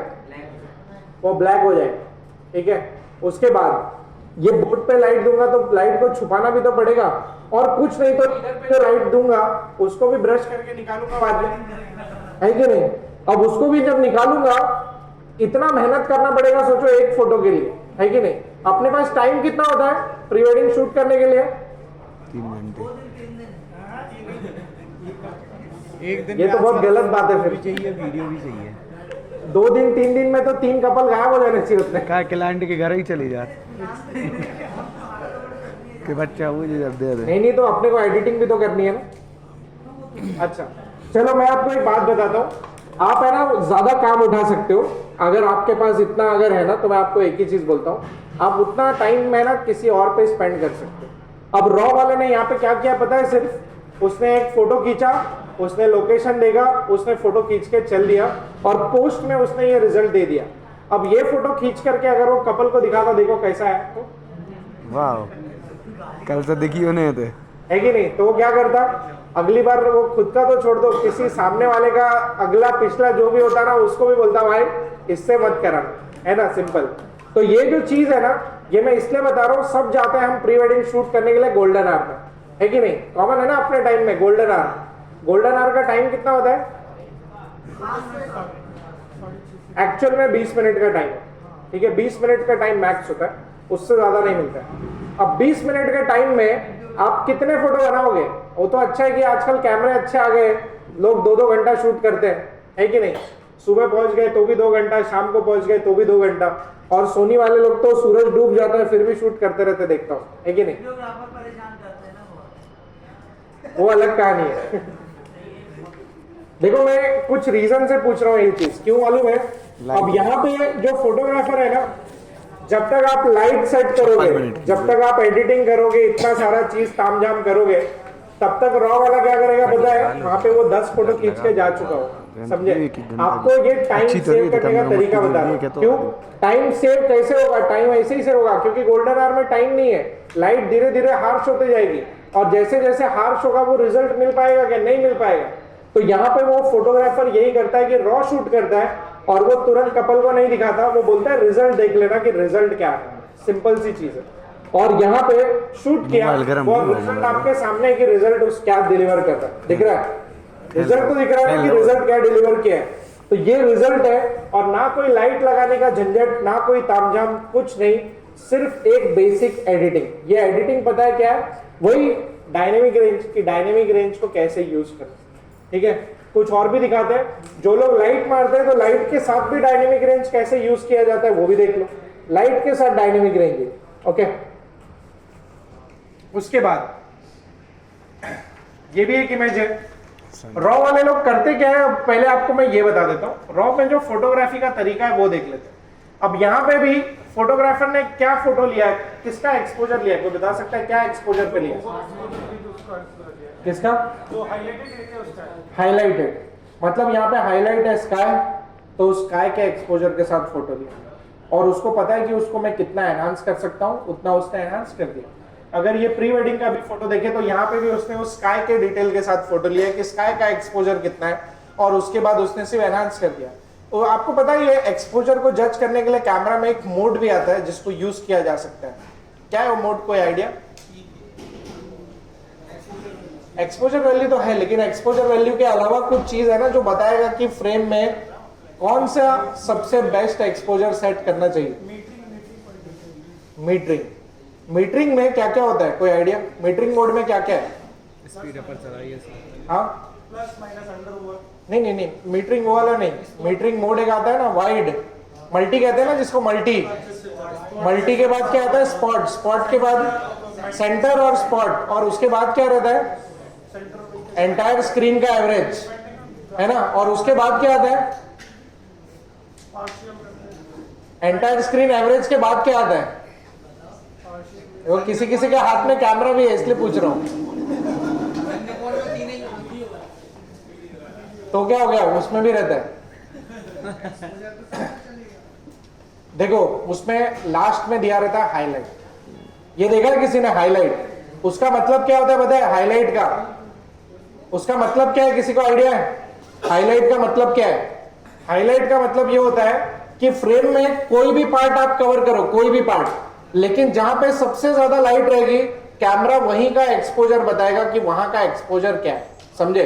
तो हाईलाइट, जितने भी रॉ वाले फोटोग्राफर है ना वो हाईलाइट्स को ज्यादा यूज करते हैं, और वो क्या करता है, फ्रेम में कोई भी एरिया ले लो लेकिन जहां पे सबसे ज्यादा लाइट रहेगा उसके एक्सपोजर को बताएगा कि वो एक्सपोजर क्या है। तो वो आप 0 रख सकते हो, आपको प्लस रखना है, माइनस रखना है, अपने हिसाब से वो आप चेंज कर सकते हो, लेकिन आपको इतना पता रहता है कि वो हाईलाइट का एक्सपोजर वैल्यू एग्जैक्ट कितना है, वो आपको कैमरा खुद बता देता है पहले, समझे? वो आपको मैं कैमरा कनेक्ट करूंगा तो दिखा भी सकता हूं कि उसका हाईलाइट वैल्यू कैसा आता है। करो ना तो सर यार, दिखाऊंगा, पक्का दिखाऊंगा। अब ये एक फोटो देखो, ये फोटो में, ये एक वेडिंग में फोटो लिया है। अब ये वेडिंग में अगर आप ध्यान दोगे तो यहाँ पे अब दिख रहा है दूल्हे ने क्या किया है, कौन से कलर का कपड़ा पहना है? व्हाइट। और व्हाइट कलर के कपड़े के साथ साथ उसका बैकग्राउंड में भी फोटोग्राफर ने देखा क्या है, हाईलाइट है, दिख रहा है। अब अगर फोटोग्राफर ने अगर उसके चेहरे के एक्सपोजर को लेके फोटो लिया होता तो क्या होता? ओवर, क्या होता? ओवर, बैकग्राउंड ओवर हो जाता। और जब बैकग्राउंड ओवर होता तो मेरा ये रिजल्ट बहुत बकवास होता। क्यों पता है? क्योंकि ये हाईलाइट जैसे ही आ जाता तो रूल ऑफ थर्ड्स के हिसाब से क्या होता, मेरी आंखें सीधा कहां जाती, वो हाईलाइट पे जाती, ना कि ये जो फोटोग्राफ इतना बेहतरीन बना है। तो इसमें फर्क क्या आ रहा है वो बताता हूं। अब ये जो फोटोग्राफर था यहाँ पे उसने क्या किया, जिसने देखा कि दूल्हे ने भी व्हाइट कलर का कपड़ा पहना है और बैकग्राउंड में भी हाईलाइट है, तो उसने क्या किया, उसने सिर्फ ये एक्सपोजर पकड़ा, हाईलाइट का एक्सपोजर और ये इसके व्हाइट का एक्सपोजर। हम तो क्या करते पता है, आपने कभी ध्यान दिया, कभी कभी कोई लोग व्हाइट कलर का कपड़ा पहने रहते हैं तो क्या होता है, सफेदी की चमकार आ जाती है अपने फोटो में, आती है कि नहीं आती है? ऐसा व्हाइट एकदम ग्लो होने लगता है, और नहीं तो व्हाइट पे एक एक्स्ट्रा लाइट आ जाती है, देखा है किसी ने? और बहुत लोग सोचते हैं कि फ्लैश मार के भी उसको कवर कर लेंगे, फ्लैश में पता चलता है और लाइट आ गई। तो ये जो है ना सिंपल तरीका है, सिर्फ रॉ शूट किया है, चेहरे का एक्सपोजर लेता तो इमेज खराब हो जाती, इसलिए उसने देखा कि सिर्फ इसके एक्सपोजर को ले लो, हाईलाइट का एक्सपोजर लिया, इमेज शूट किया और बाद में सिर्फ पोस्ट प्रोसेसिंग में उसको एनहांस कर दिया, आपका काम खत्म। लेकिन ये जेपेग वाले कभी नहीं कर सकते, ये भी बता दूं, जेपेग में इसलिए नहीं किया जा सकता क्योंकि जेपेग में उतना डिटेल ही नहीं है, जेपेग वाले के पास उतना डिटेल अवेलेबल ही नहीं है, तो वो लाएगा कहां से वो डिटेल? तो इसके लिए ये रॉ शूट करना बहुत जरूरी है। और रॉ के साथ साथ सोनी की कुछ खास बात है, सोनी जो है हल्का हाइलाइट्स भी कंट्रोल कर लेता है, बहुत सारे कैमरा हाईलाइट कंट्रोल नहीं कर पाते, आपका ये कैमरा हाईलाइट भी कंट्रोल करता है। ओके, लैंडस्केप शूट करने वाले, पहले के टाइम में पता है लैंडस्केप शूट करने वाले जो थे मैक्सिमम क्या करते थे पता है, लैंडस्केप वाले मल्टीपल फोटो खींचते थे, अलग अलग एक्सपोजर पे, माइनस से लेकर के प्लस एक्सपोजर तक सारे फोटो खींचते और बाद में क्या करते उसको ज्वाइन कर देते। लेकिन अब क्या है, एक सिंगल फोटो से भी बेहतरीन आप लैंडस्केप शूट कर सकते हो, सिंगल फोटो से। क्योंकि कैमरे का डायनेमिक रेंज जिसको पता है वो सिंगल इमेज से लैंडस्केप अच्छा खींच सकता है। अब यहाँ पे भी फोटोग्राफर ने देखो सिर्फ क्या किया है, सिर्फ यहाँ पे क्या किया, एक हाईलाइट का फोटो लिया, ये हाईलाइट के एक्सपोजर पे फोटो लिया और पोस्ट प्रोसेसिंग में एनहांस किया, पूरी डिटेल के साथ वो कैमरा में वो बना करके फोटो रेडी, सिंगल फोटो से सिंगल फोटो। आज की तारीख में प्री वेडिंग पता है क्यों लोग अच्छा कर पा रहे हैं, बहुत सारे जो प्री वेडिंग में नाम है बहुत लोगों का, क्यों कर पाते हैं? क्योंकि उनको पता है कि शूट कैसे करना है लैंडस्केप। प्री वेडिंग शूट करने के लिए लैंडस्केप का नजरिया होना बहुत जरूरी है। अगर आपके पास लैंडस्केप का अच्छा नजरिया है तो पता है क्या करना है, सिर्फ कपल को प्लेस ही तो करना है उस लैंडस्केप में कि यहाँ प्लेस करना है, यहाँ करना है, यहाँ करना है, दैट्स इट। उसके अलावा कुछ करना ही नहीं है। लेकिन प्री वेडिंग हम अच्छा क्यों नहीं कर पाते पता है? मैंने बहुत लोगों को देखा है क्या करते हैं पता है, कपल बोलता है मेरे को तो यार कश्मीर में प्री वेडिंग करना है, चलो चलते हैं, और जब फोटो आती है तो उसमें भी बैकग्राउंड बोके रहते है कि नहीं? क्योंकि प्री वेडिंग को लोगों को क्या लगता है बैकग्राउंड बोके भी अच्छा रिजल्ट देगा, लेकिन भाई प्री वेडिंग है वो, प्री वेडिंग में तो हम प्लान करके सारी चीजें ले रहे हैं, और तभी भी अगर मैं बैकग्राउंड बोके दूंगा तो मेरा वो रिजल्ट का कोई मायने ही नहीं रहा ना। वो रिजल्ट जो है एक नॉर्मल जो बंदा खींचता है वैसा ही रिजल्ट है। और वहीं पे देखो एक प्रोफेशनल फोटोग्राफर जिसको लैंडस्केप का नजरिया है वो उस लोकेशन को सबसे बेहतरीन तरीके से यूज कर लेता है। तो ये जो चीज है आज कैमरा की कैपेबिलिटी की वजह से ये पॉसिबल हुआ है। और क्या है, आपको और एक चीज बताता हूं, सब लोग अगेंस्ट द सन शूट करते हैं ना आजकल, अगेंस्ट द सन शूट करते हैं, सिल आउट इमेजेस बनाते कि नहीं? प्री वेडिंग में आजकल एक इमेज तो कॉमन हो गया सिल आउट, है कि नहीं? और जब वो शूट करते हैं सिल आउट, तो सिल आउट में क्या होता है, अब कपल को थोड़ी नॉलेज है कि वो सिल आउट इमेज है, वो थोड़ी फोटोग्राफी सीख के है, ये तो आपको पता है। उन लोग क्या करते हैं आजकल, आपको एक सेलफोन भी देते हैं, सब जगह हमारा फोटो इससे भी खींच देते करते हैं, कोई कोई कपल करते हैं ना कि भाई इससे भी एक इमेज दे देना। अब उसमें होता क्या है, आपने उसको सिल आउट इमेज दिया है, और जब वो फोन में वही फोटो देखता है तो फोन में क्या रहता है, वो कपल भी अच्छा दिख रहा है और साथ में सन भी अच्छा दिख रहा है, और तब उसका दिमाग में अलग आएगा। जिस दिन सोचो उसने कंपैरिजन करना शुरू किया, अब क्या होगा उस दिन, फर्क क्या होगा, वो सीधा क्या बोलेगा पता है, मेरे को तो ऐसा रिजल्ट निकाल के दो ना। तो मेरे को ये बताओ कि आप लोग वो रिजल्ट दे पाओगे क्या? दे पाओगे? अगर उसने आपसे डिमांड कर ली कि मेरे को भी क्लियर दिखना चाहिए, तो आप दे पाओगे क्या वहां पे वो रिजल्ट? सर रॉ में किया हुआ तो हाँ कैसे? और एडिट करके दे देंगे। ओके, लेकिन शूट कर लिया जेपेग में ऑलरेडी, नहीं तो क्या सर आपको करोगे? बुला सर ले, जेपेग पे थोड़ी ना हुई गया था। नहीं तो सर मैं तो पहले ही पूछ रहा हूँ ना कि अगर कर लिया तो क्या नहीं करेंगे? तो सर आपको बुला ले। वही तो कर, वही भाईजान मैं को दे इसलिए दे। देखो आपको नहीं, यही चीज बोल रहा दूसरा मोबाइल हूँ लेके कि आपको भेज रॉ कर शूट दे दे। करना भी उतना ही जरूरी है। जिस दिन आप रॉ शूट करना सीखोगे, रॉ ऐसा नहीं है कि मैंने आज बताया और आप आज से एकदम प्रोफेशनल बन गए। आपको प्रैक्टिस करना पड़ेगा रॉ शूट करने का। आज से अगर शूट वही करना की शुरू मोबाइल की फोटो लेके करोगे दे। तो 6 महीने बाद, 1 साल बाद मोबाइल आपका की एक फोटो कैटेगरी लेके अलग होगा। लेकिन वही चीज अगर नहीं शूट करना सीखा तो हम जो काम कर रहे हैं वो जिंदगी भर यही चलता रहेगा, कोई फर्क नहीं आने वाला, समझे? तो आपको अगर अपने आप को बदलना है तो तरीकों को सीखना पड़ेगा, और साथ ही साथ एडिटिंग स्किल्स को भी सीखना पड़ेगा। आपको क्या लगता है पुराने फोटोग्राफर एडिटिंग करते थे कि नहीं करते थे रोल के जमाने में? हाँ करते थे ना, क्या करते थे? टचिंग ब्रश से करते थे नेगेटिव पे, क्या करते थे? देखो मेरे को तो पता है इसलिए मैं पूछ रहा हूँ। हाईलाइट पे red colour mark. Okay okay, देखो उस जमाने में भी एडिटिंग होती थी, अंडर ओवर समझे? वो तभी भी ओवर अंडर किया जाता था, पता है ना? बोलते थे ना 6 स्टॉप ऊपर कर दो, 5 स्टॉप नीचे कर दो, तो तभी भी ओवर अंडर किया जाता था, तभी भी डॉजिंग बर्निंग करी जाती थी, ठीक है? लाइट कम। हाँ, तभी भी करी जाती थी। बस यही था, वो लोग डार्क रूम में करते थे, नए जमाने वाले को लाइट रूम में करना है, ठीक है? करना है, सब फर्क सिर्फ इतना है। रूम ही में। हाँ, तो एडिटिंग स्किल भी पता होना जरूरी है, तो एडिटिंग करो, कोई गलत बात नहीं है एडिटिंग करना। और आज के तारीख में एडिटिंग में अच्छी बात क्या है पता है? आपके एडिटिंग स्किल्स जो है ना अगर बेटर रहेंगे तो फोटोग्राफी आपकी ऑलरेडी अलग हो सकती है, समझे? और एडिटिंग इसलिए बोल रहा हूँ जरूरी है, आजकल तो फिल्टर बना के रख सकते हो, आपकी फोटोग्राफी का स्टाइल तो बदलने वाला नहीं है, आप उस टाइप के फिल्टर डेवलप करके रख दो। आपने 20-30 फिल्टर बना दिए, पता है एडिटिंग के लिए टाइम कितना लगेगा? 1 मिनट 2 मिनट, उससे ज्यादा लगना ही नहीं है एडिटिंग के लिए। तो इसीलिए डायनेमिक रेंज को यूज करने वाला बंदा आना चाहिए। अगर उसको डायनेमिक रेंज पता होगा, आपके फोटोग्राफी को आप अलग लेवल पे लेके जा सकते हैं। ठीक है, okay sir, thank you. I hope लोगों को पता चला हो कि क्या होता है। कल से पता कर लें।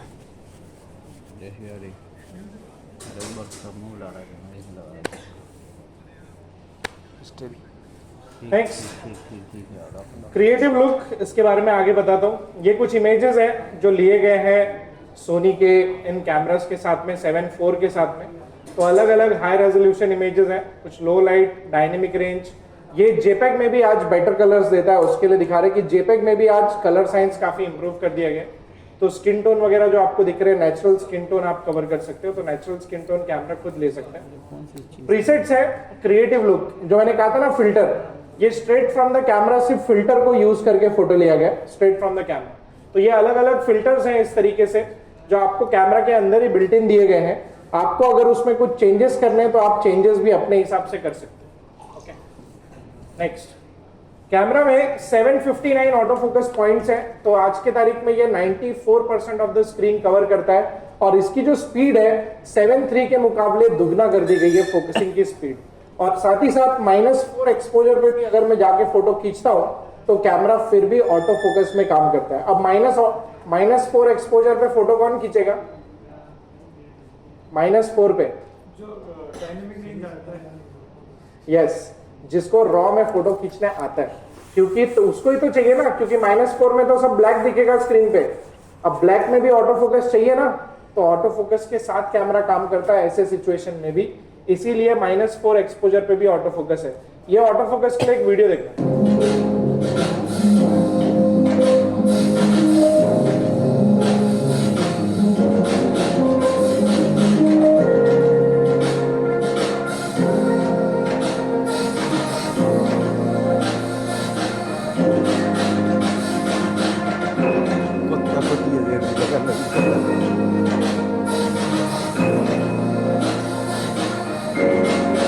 कारी बहुत हो सकता है।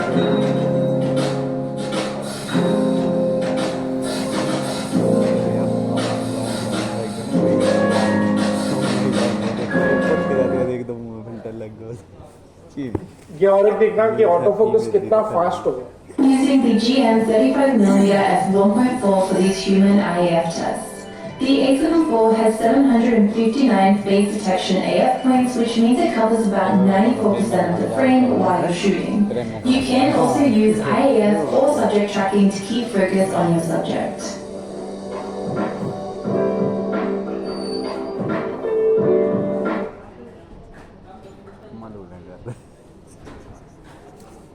ये पहला कैमरा है जो F22 पे भी ऑटो फोकस अचीव करता है। बहुत सारे कैमरास क्या है ना, F13, F16 के बाद ऑटो फोकस भूल जाते हैं। फिर उनको क्या लगता है कि हर चीज फोकस में, क्योंकि कैमरा को तो पता नहीं ना, तो कैमरा को ऐसा फील होता है कि सब चीज फोकस में। लेकिन ये पहला कैमरा है जो F22 पे भी आपको ऑटो फोकस अचीव करके देता है। ये हम टेस्ट भी कर लेंगे। 10 फ्रेम्स पर सेकेंड है आपका फोटोग्राफी, और साइलेंट शूटिंग पे भी ये कैमरा 10 फ्रेम्स पर सेकेंड पे काम करता है। 1000 इमेजेस का बफर है, और साथ ही साथ इस कैमरा में दिया है एंटी फ्लिकर मोड। अब ये जो एंटी फ्लिकर है ये क्या काम करता है, सबसे पहले मैं आपको ये बताता हूँ। एंटी फ्लिकर आजकल क्या होता है, आजकल मैक्सिमम स्टेज वगैरह पे जब हम शूटिंग करते हैं तो बैकग्राउंड में क्या रहता है, एलईडी लाइट लगा देते हैं। और एलईडी लाइट में एक कॉमन सा प्रॉब्लम है जो आजकल लोग फेस करते हैं, फ्लिकर। ऐसी ब्लैक पट्टी आती है ना, जो ब्लैक पट्टी चलती रहती है फ्रेम में। अब उसको किसी ने सोचा है कि कम करे, तो कैसे करें? बताया था मैंने, शटर स्पीड बताई। शटर स्पीड से, ओके। लेकिन शटर स्पीड वो तो वेरिएबल शटर है, ऑटो में भी कर सकते हो। कैमरा के अंदर ऑटो में भी मोड दिया है, आप खाली उसको ऑन कर दो, कैमरा खुद रिकॉग्नाइज करेगा और आपको वो फोटोग्राफी में निकाल के दे देगा। लेकिन अगर कभी समझ लो ऑटो में नहीं कर पा रहा है, तो वो ऑप्शन है वेरिएबल शटर, जिसमें शटर को आप अपने हिसाब से चेंज कर सकते हो। उसके बाद कभी बैकग्राउंड में टीवी वगैरह लगा के शूट करते हैं, बैकग्राउंड में तो टीवी वगैरह लगाते तो क्या होता है, वीडियो शूट करते वक्त बैकग्राउंड में क्या होता है, जिल में चलने लगता फ्लिकर आता है ना टीवी के अंदर। तो वो टीवी के अंदर जो फ्लिकर आता है आप उसको भी निकाल सकते हो। आप चाहे वीडियो शूट करो या फोटो, उस सिचुएशन में आपका कैमरा आपको दोनों की चीजें क्लियर करके दे सकता है, क्लियर शूट करके देने की कैपेबिलिटी है। सिर्फ आपको वेरिएबल शटर यूज करना है। वो कैमरा कनेक्ट करता हो तो मैं आपको दिखाता तो क्या है, ये एक वीडियो देखो। कल करोगे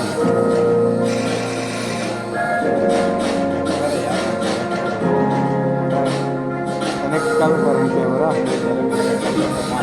और जब तो कर लूँ मूवी, अगर बात करें मूवी की तो आज की तारीख में camera 4K 60 full HD 120 10 bit 4:2।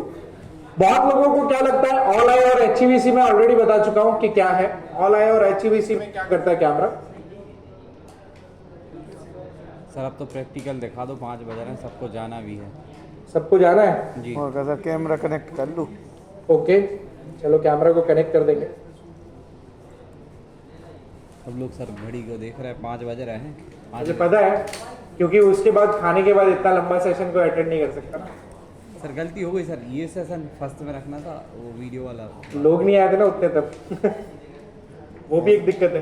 जल्दी तो सर करिए अभी अपन भी को चलेगा लेंगे। सर, वो जितने थे पहले उतने ही बचे, बस खा के सब चलेगा, एक एक दो दो करके। ओके ठीक है, तो मैं क्या करता हूँ, मैं सिर्फ ये एक पॉइंट समझाना था जो मैंने आपको स्टार्ट में बताया था ऑल आई, और इसके बाद में ये जो बोला था ना 10 बिट 4:2 ये होता क्या है, ये बताने के बाद मैं आपको डायरेक्ट कैमरा कनेक्ट करके दिखाता हूँ सारी चीजें कि कैसे करते हैं और कैसे नहीं। ओके देखो ये मैं क्यों बता रहा हूँ पता है, आज की तारीख में आप जो भी कैमरा खरीदते हो तो 2 लाख रुपए के आसपास आजकल कैमरा आने लगे, और हर कैमरा में आजकल लिखने लगे 10 बिट 4:2। अब ये जो 10 बिट 4:2 है, हर लोगों को लगता है क्या मालूम है, ये एक ही चीज है, क्योंकि साथ में ही लिखा रहता है 10 बिट 4:2, पहले 8 बिट 420 आता था, लेकिन ये दोनों अलग चीज है। आपका बिट रेट अलग है और ये जो 420 422 ये सब जो चीज है ये अलग चीज है, इसको कहते हैं कलर सैंपलिंग। ठीक है, तो सबसे पहले हम बात करते हैं बिटरेट की।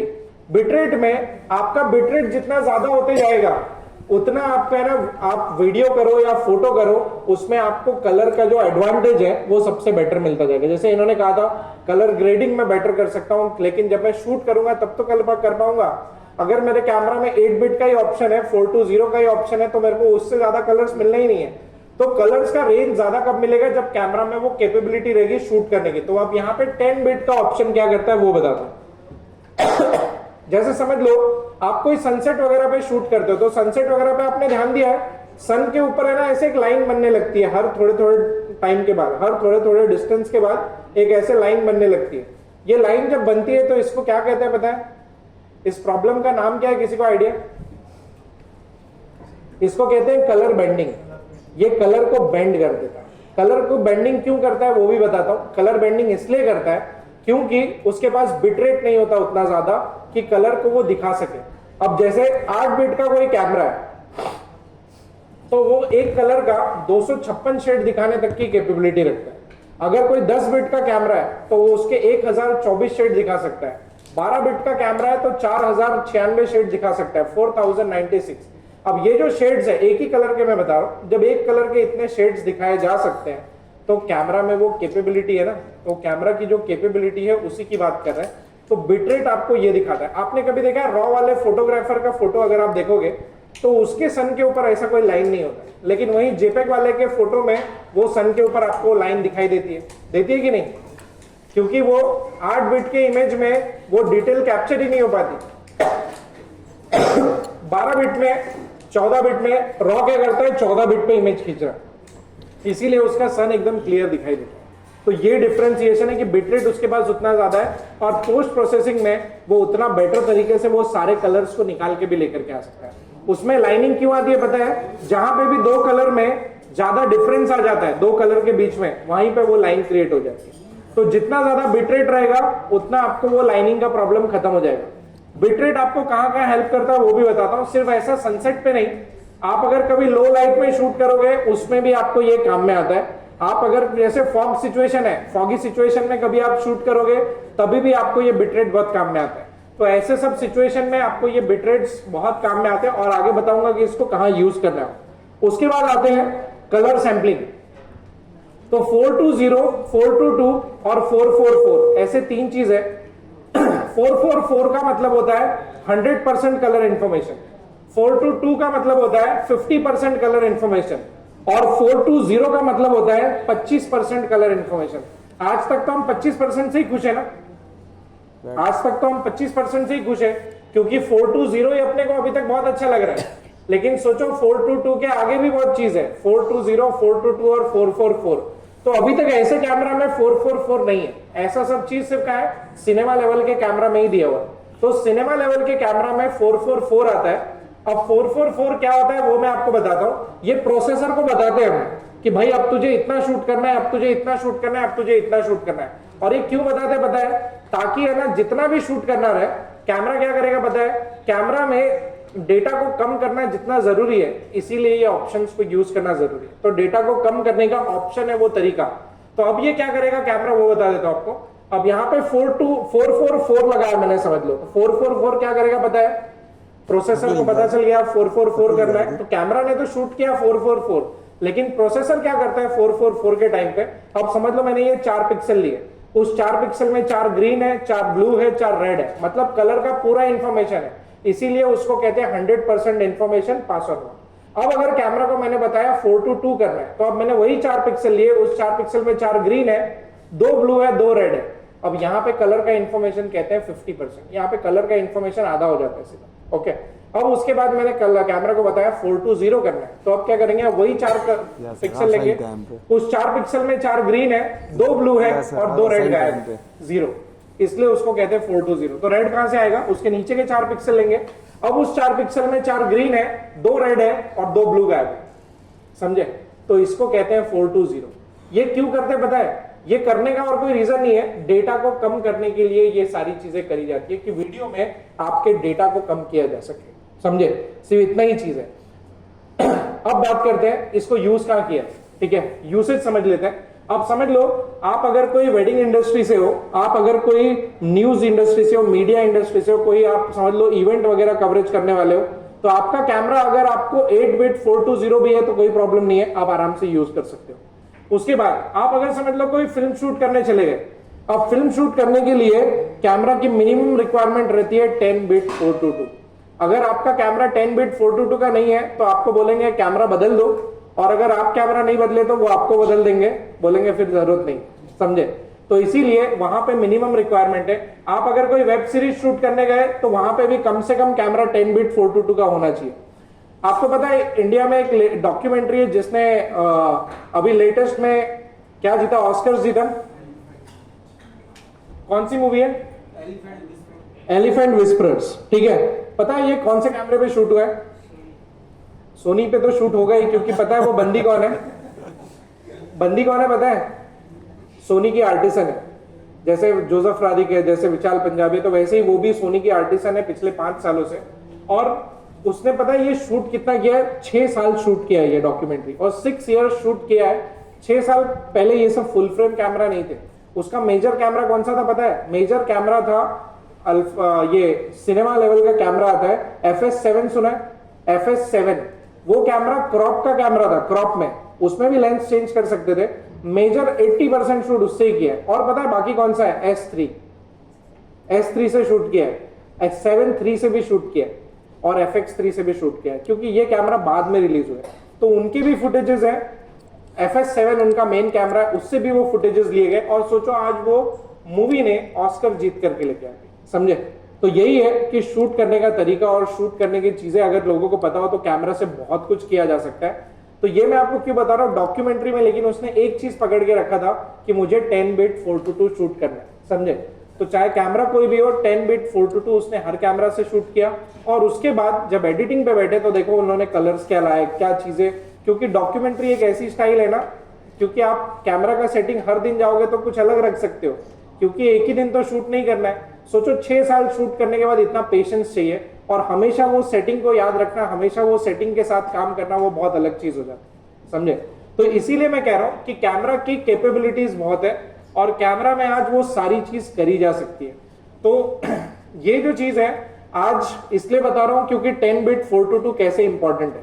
उसके बाद अगर कोई VFX वगैरह पे काम करता है तो भी कैमरा कम से कम 10 बिट 4:2 होना चाहिए। उसके बाद अगर कोई क्रोमा की करता है, क्रोमा की पता है क्या होता है, क्रोमा की कलर बैकग्राउंड होता है ना, हाँ, पीछे ग्रीन स्क्रीन यूज करते हैं ना, और पीछे ग्रीन स्क्रीन जो यूज करते हैं उसको कहते हैं हम क्रोमा की। तो क्रोमा की करने के लिए भी कम से कम 10 बिट 4:2 का कैमरा होना जरूरी है। नहीं तो क्या होता है पता है, बैकग्राउंड नकली है कि असली वो अपने आप सामने वाला देख के पता लगा लेता है कि बैकग्राउंड कैसा है। काम करने के लिए तो देखो लोग 8 बिट में भी क्रोमा की कर लेते हैं, लेकिन इजीली पता चलता है कि वो बैकग्राउंड नकली है। यही अगर 10 बिट 422 का कैमरा रहेगा तो इजीली कोई जज नहीं कर पाएगा कि बैकग्राउंड नकली है कि क्या, समझे? डिफरेंस यही है। फिर कोई बोलेगा वेडिंग में क्या करूं 10 बिट 422? आपको बता दूं, वेडिंग में आज के तारीख में कोई स्टैंडर्ड नहीं है। वेडिंग में किसका भी स्टैंडर्ड है क्या? किसी भी बंदे ने स्टैंडर्ड बनाया क्या कोई कि यही सेटिंग होना चाहिए? किसी ने भी बनाया? नहीं बनाया। वेडिंग में कोई स्टैंडर्ड नहीं है, इसलिए हम आज 10 बिट 422 नहीं कर रहे। लेकिन आपको बता दूं, कुछ वेडिंग हाउस ऐसे हैं जो ऑलरेडी 10 बिट 422 पे ही काम करते हैं, उसके अलावा काम नहीं करते। तो अगर आप उसके टीम में भी जाओगे तो वो भी आपको बोलेगा 10 बिट 422 चाहिए, समझे? तो 10 बिट 422 क्यों चाहिए वो भी बता दो। समझ लो आपके पास अभी कोई काम ऐसा नहीं आ, लेकिन आपको बता दूं, आपको आपका पोर्टफोलियो भी अच्छा बनाना है कि नहीं? अपना पोर्टफोलियो तो अच्छा होना चाहिए ना। अब साल में एक इंसान कम से कम 20 शादियां शूट कर रहा है, कम से कम 20 शादी में एक शादी तो ऐसी आती होगी ना जो बहुत अच्छा है, डेकोरेशन से लेकर के, कपल से लेकर के, सारी चीजें सब अच्छी है। अब अगर वो एक शादी एकदम अच्छी है तो वो सिर्फ सामने वाले क्लाइंट के लिए मत शूट करो, अपने पोर्टफोलियो के लिए शूट करो और उसको 10 बिट 422 पे शूट करो और बाद में एडिटर को भी बोलो कि भाई इसको आउटपुट 10 बिट 422 का ही लगाए, वरना पता चला आपने तो सब कर लिया और बाद में उसने आउटपुट लगा दिया 8 बिट 420, सब गेम वहां पे भी खत्म हो जाए। तो इसके लिए 10 बिट 422 पे शूट करके आउटपुट भी वही लाओ और फिर उसको बोलो कि ग्रेडिंग मेरे को उस लेवल से करके चाहिए, ग्रेडिंग करो और तब देखो क्या आउटपुट आता है। तो ये डिफरेंशिएशन है और तब आपको पता चलेगा, क्योंकि देखो एक स्क्रीन पे देखने में कोई डिफरेंस पता नहीं चलेगा जब तक आप 2 मॉनिटर पे नहीं देखोगे। टीवीज वैसे यूज नहीं करोगे क्योंकि ये सब जो टीवीज है ना आजकल, ये सब 444 का भी आउटपुट दे सकती है, 444। तो सोच लो कि आज ये टीवीज भी अलग लेवल पे पहुंच गए। डायनेमिक रेंज को कैसे यूज करते खाली वो देख लो। कैमरा लगा दिया सर वीडियो के लिए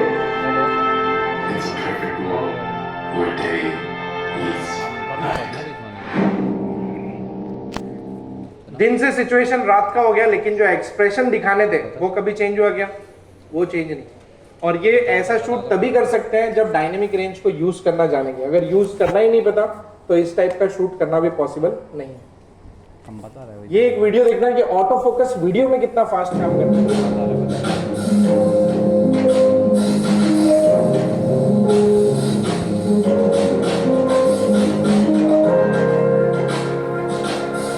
जैसे अपन कस्टमर को बताएं तो वो तो भाग जाएगा।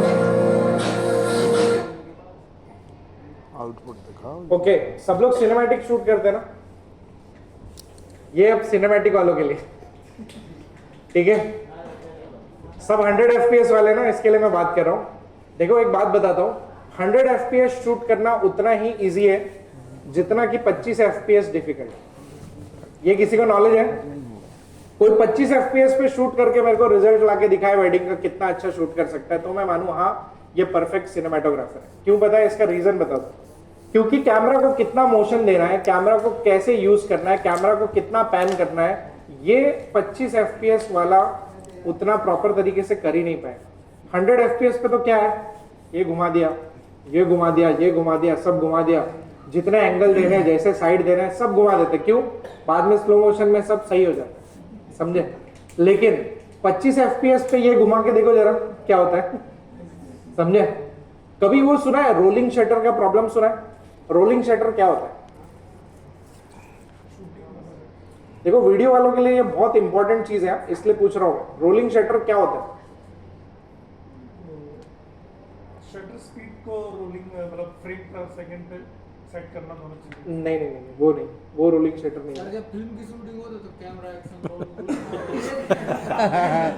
वाह, उसे क्लैपर बोर्ड कहते हैं। सही समझ गए तुम। ठीक है, लाइट्स, कैमरा, एक्शन, फिर क्लैप होता है, क्लैपर बोर्ड कहते हैं। ठीक है सर, आप ही बता दो सर, जल्दी जल्दी। देखो मैं तो बता दूंगा, चलो मैं ही बताता हूँ। रोलिंग शटर सबसे कॉमन प्रॉब्लम है ऐसे सब कैमराज में, ठीक है? 100 FPS में नहीं आता, 50 FPS में भी नहीं दिखता है। कभी आपने फिल्मों पे ध्यान दिया है? फिल्मों में भी पैन शॉट दिखाया जाता है। अब फिल्मों में अगर आप इतने बड़े थिएटर में जाके देख रहे हो और इतने बड़े थिएटर में भी पता है पैन शॉट कैसा दिखता है, जर्क दिखता है। थिएटर में देखे हो कभी ऐसा? वीडियो में जर्क दिखता है कि नहीं दिखता है? और अगर मैं कहूँ 110% दिखता है तो आपने मूवी अच्छे से देखी नहीं है। क्योंकि टाइम शॉट में मूवी देख भी थोड़ी जा क्योंकि पता है मूवी कितने फ्रेम रेट पे शूट होता है, मूवी कितने फ्रेम रेट पे होता है 24, तो हमारे कैमरा 100 पे क्यों रहते हैं और हम बात करते हैं सिनेमैटिक की, सर वो पूरे के पूरे और सिनेमा का पहला ही रूल फॉलो नहीं करते, ठीक है, बाकी सब तो आगे की बात है, ठीक है। ये मैं रीजन क्यों बता रहा हूं मालूम है, उनका जो सेंसर होता है उसकी रीड आउट स्पीड सबसे फास्ट होती है, और जिस सेंसर का रीड आउट स्पीड सबसे फास्ट रहता है उसमें रोलिंग शटर का प्रॉब्लम नहीं आता, समझे। तो रोलिंग शटर क्या होता है पता है, समझ लो ये स्ट्रेट लाइन है, मैं जब ये कैमरा हल्का हल्का घुमाऊंगा तो क्या होगा पता है, कैमरा घुमाने के टाइम पे ये जो स्ट्रेट लाइन है ना ऐसे ऐसे जाएगी, ऐसे ऐसे, तो ये जो स्ट्रेट लाइन जो है सीधी नहीं दिखेगी कभी भी, इसको कहते हैं रोलिंग शटर। और ये रोलिंग शटर 25 FPS पे सबसे ज्यादा नजर आता है, कभी भी 50 पे 100 पे ये चीज नजर नहीं आता, इसीलिए लोगों को पता ही नहीं चलता कि कैमरे का रोलिंग शटर आया कि नहीं आया। जो 25 FPS शूट करेगा उसको समझ में आएगा कि उस कैमरा का रोलिंग शटर का प्रॉब्लम है कि नहीं है। तो ये जो कैमराज है, हम S3 को क्यों कहते हैं इतना बेस्ट है, S3 7 ये FX3 FX6, आपका ये जो अब FX30 आ गया है, जो 6700 आएगा उसकी बात करेंगे, साथ में अब 7.4 का भी काफी बेटर हो गया है। पहले जो रीड आउट स्पीड था हर कैमरा का इतना फास्ट नहीं था, अब कैमरा के रीड आउट स्पीड जो है सेंसर से बहुत फास्ट हो गए, और इसीलिए ये प्रॉब्लम खत्म हो गया, इसीलिए मैं उससे मूवी भी शूट कर सकता हूँ, समझे। ये इसलिए मैं कह रहा हूँ, तो मूवी शूट करने का तक का ऑप्शन आज इसीलिए मिलता है क्योंकि ये सब प्रॉब्लम खत्म हो गया है। ये कम फ्रेम रेट पे भी बहुत अच्छे परफॉर्म करते हैं, लेकिन यही चीज है वेडिंग में क्यों नहीं बोलता मैं 25 FPS शूट करना, एक ही रीजन है, क्योंकि हम कैमरा को कैसे भी घुमाते हैं और जैसे भी घुमाते हैं ऐसा नहीं होता है, उसके लिए मोशन देने के लिए सोचो, उन लोग तो बड़े बड़े इक्विपमेंट यूज कर रहे हैं मोशन देने के लिए, क्या क्या यूज करते हैं, डॉली यूज करते हैं ना, क्रेन यूज करते हैं ना, क्या क्या यूज करते हैं, और तब जाकर के मोशन देते हैं, और हम क्या कर रहे हैं, ठीक है। तो ये डिफरेंस है। तो जब हमको सीखेंगे ना कि 25 FPS पे कैसे शूट करें, शूट करो, देखो आपको पता चलेगा कि 25 FPS कितना डिफिकल्ट है। जिस दिन शूट करना चालू करोगे तब पता चलेगा। और इसीलिए वेडिंग में बता दूं, सेफ रहना है तो कहां शूट करना है, सेफ रहना है तो 50 FPS सबसे सेफेस्ट होता है, 50 FPS सबसे सेफ गेम है, उसमें आपका कोई प्रॉब्लम नहीं आएगा, समझ गया ना। 50 FPS क्यों करना है। और कोई, किसी को कोई क्वेश्चन इस यहां तक, कोई क्वेश्चन तो नहीं, ओके। तो 50 FPS को छोड़ दो। अब देखो यहाँ पर और एक चीज वीडियो देखना, ये S Cinetone प्रोफाइल है, ये सोनी के ऑलरेडी आपको गवई जी ने बता दिया होगा कि कहां पर है, पिक्चर प्रोफाइल 11, ओके। ये देखो straight from the camera natural colour shoot करके देता है, straight from the camera natural skin tone. आप जिसके लिए जद्दोजहद करते हो ना कि पोस्ट में आप उसका कलर अच्छा बनाए, ये करें, या आपको कैमरा अंदर से ही शूट करके दे रहा है, इन कैमरा, आपको पोस्ट में नहीं करना है, ये इन कैमरा आपको शूट करके दे रहा है। लेकिन ये चीज शूट करने के लिए आपको बता दूं, आपको पता होना चाहिए कि आपका एक्सपोजर क्या होना चाहिए। हाँ, डिस्प्ले का कलर अलग अलग है, इसमें फेडेड है, इसमें थोड़ा वो एक मॉडल अलग है टीवी का, और ये एक मॉडल अलग है, ओके। लैपटॉप का अलग है, लैपटॉप पे अलग दिख रहा है। हाँ, नहीं, दोनों का टीवी का मॉडल नंबर ही अलग है, ठीक है। ये मॉनिटर नहीं है, मॉनिटर होगा तो एक्चुअल देखेगा, ठीक है। ये टेलीविजन, ये आपको रेफरेंस के लिए, ठीक है। तो ये सिनेमैटिक शूट करने के लिए ये एक मोड डायरेक्टली है, straight from the camera, S Cinetone। और जिसको लॉग आता है शूट करने, उनके लिए सबसे बेस्ट है लॉग। यहाँ पे आपको शूट करते हुए ग्रे दिखेगा, लेकिन पोस्ट प्रोडक्शन में आप उसमें हाईलाइट, शैडो सबके डिटेल ला सकते हो, और कलर ग्रेडिंग करोगे तो आप बेहतरीन से बेहतरीन कलर्स भी ला सकते हो। लेकिन इसको शूट करने का थोड़ा तरीका अलग होता है, शूट करने के टाइम पे थोड़ी बहुत चीजों को ध्यान में रखना पड़ता है। चलो अब हम क्या करते हैं, कैमरा कनेक्ट करते हैं और डायरेक्ट वो देखते हैं कि कैमरा से क्या कर सकते हैं। धन्यवाद। चलो की मैनुअल के साथ, मैनुअल पे कितने लोग हैं यहाँ पे जो खींच के देंगे मेरे को, इतना ब्लर आएगा कि सब कुछ ब्लर हो जाएगा। चलो 1.4 पे ही पहले कर लेते हैं, क्योंकि मैनुअल पे मुझे पता है कितने लोग काम कर पाएंगे और कितने नहीं। ओके, सबसे पहले यहाँ पे देखो मेन्यू में जाता हूँ। मेन्यू में सबसे पहले अगर मैं फोटोग्राफी में हूं तो यहाँ पे अब इमेज क्वालिटी में सबसे पहले चीज क्या आती है वो देखते हैं। इमेज क्वालिटी, यहाँ पे JPEG है और HEIF है। ये HEIF नई चीज है, HEIF ये फ्यूचर में हो सकता है कि JPEG हो ही ना, ठीक है। ये JPEG को रिप्लेस करने के लिए ये चीज आई है HEIF। इसको कहते हैं हाई एफिशिएंसी इमेज फॉर्मेट। ये जो फॉर्मेट है ये अपने को नया ऑप्शन क्या देता है पता है? जेपेग सिर्फ 8 बिट में शूट करता था, इसमें मेरे पास 2 ऑप्शन है, 8 बिट भी कर सकता हूँ और 10 बिट भी कर सकता हूँ, और कलर्स के सैम्पलिंग के लिए 4:0 और 4:2 दोनों सिलेक्ट कर सकता हूँ। तो मेरे को जैसा चाहिए मैं वैसा इमेज यहाँ से शूट कर पाऊंगा। अभी शूट मत करना फिलहाल, ठीक है? उसका रीजन बता दूं, क्योंकि जितने भी एडिटिंग सॉफ्टवेयर है अभी तक इसको सपोर्ट नहीं करते हैं। जैसे ही सपोर्ट करना शुरू करेंगे तब आपको ये करना है, अभी नहीं करना है। अभी तक एडिटिंग का कोई भी सॉफ्टवेयर सपोर्ट नहीं देगा, कन्वर्ट करना पड़ेगा अगर गलती से शूट कर लिया तो। HEIF ट्रांसफर नहीं होता ना ऐसे, कैसे ट्रांसफर करो, ठीक है? ऐसे ट्रांसफर नहीं होता, ठीक है? मुझे पता है आज की तारीख में सिर्फ एप्पल है जो HEIF पे ही शूट करता है, वो JPEG करता ही नहीं, ठीक है? नेक्स्ट, यहाँ पे आपके पास अलग अलग क्वालिटी है। रॉ JPEG आपको जैसे शूट करना है, यहाँ पे रॉ JPEG लगा दिया। अगर आप HEIF सिलेक्ट करोगे तो रॉ और HEIF आ जाएगा या खाली HEIF आ जाएगा। उसके बाद ये रॉ की क्वालिटी है। रॉ में मैंने कहा था ना आज की तारीख में मेगापिक्सल चेंज करने का ऑप्शन है ना?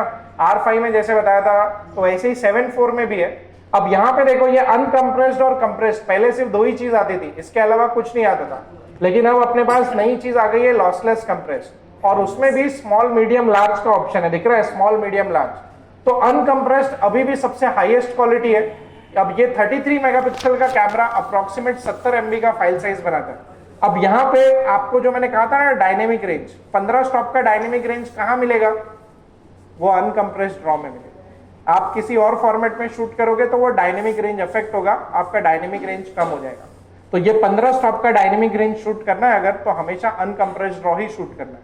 उसके बाद कंप्रेस जो है ये आपका डेटा ऑलमोस्ट आधा शूट करेगा, लेकिन इसमें आपको क्वालिटी का थोड़ा सा लॉस रहेगा अनकंप्रेस्ड के मुकाबले। ऑलमोस्ट 20% की क्वालिटी आपकी लेस हो जाती है, ठीक है?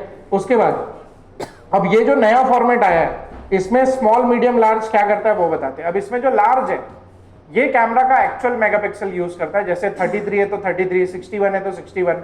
लेकिन अब इसमें ये जो नया जो आया है लॉसलेस कंप्रेस में स्मॉल और मीडियम, ये मेगापिक्सल को चेंज कर देते हैं। अब जैसे 7.4 में ये मीडियम कर देगा इसको 14 मेगापिक्सल, तो यही कैमरा अब मेरा 14 मेगापिक्सल पे काम करेगा, और स्मॉल में यही कैमरा मेरा 8.2 मेगापिक्सल पे काम करता है, और ये भी फुल फ्रेम को यूज करके बनता है।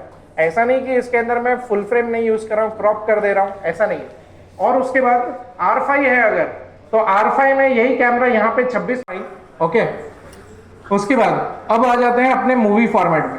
मूवी फॉर्मेट में अब इतने सारे अलग अलग फॉर्मेट दिए, ये देखा है किसी ने भी फॉर्मेट अलग अलग।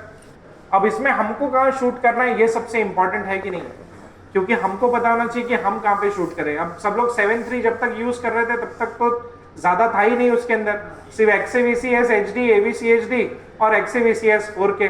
तो 4K वाले तो बंदे हम है नहीं, और AVC HD अब थोड़ा पीछे छूट गया है, तो अब हम XAVCS में ही कर रहे थे अभी तक शूट।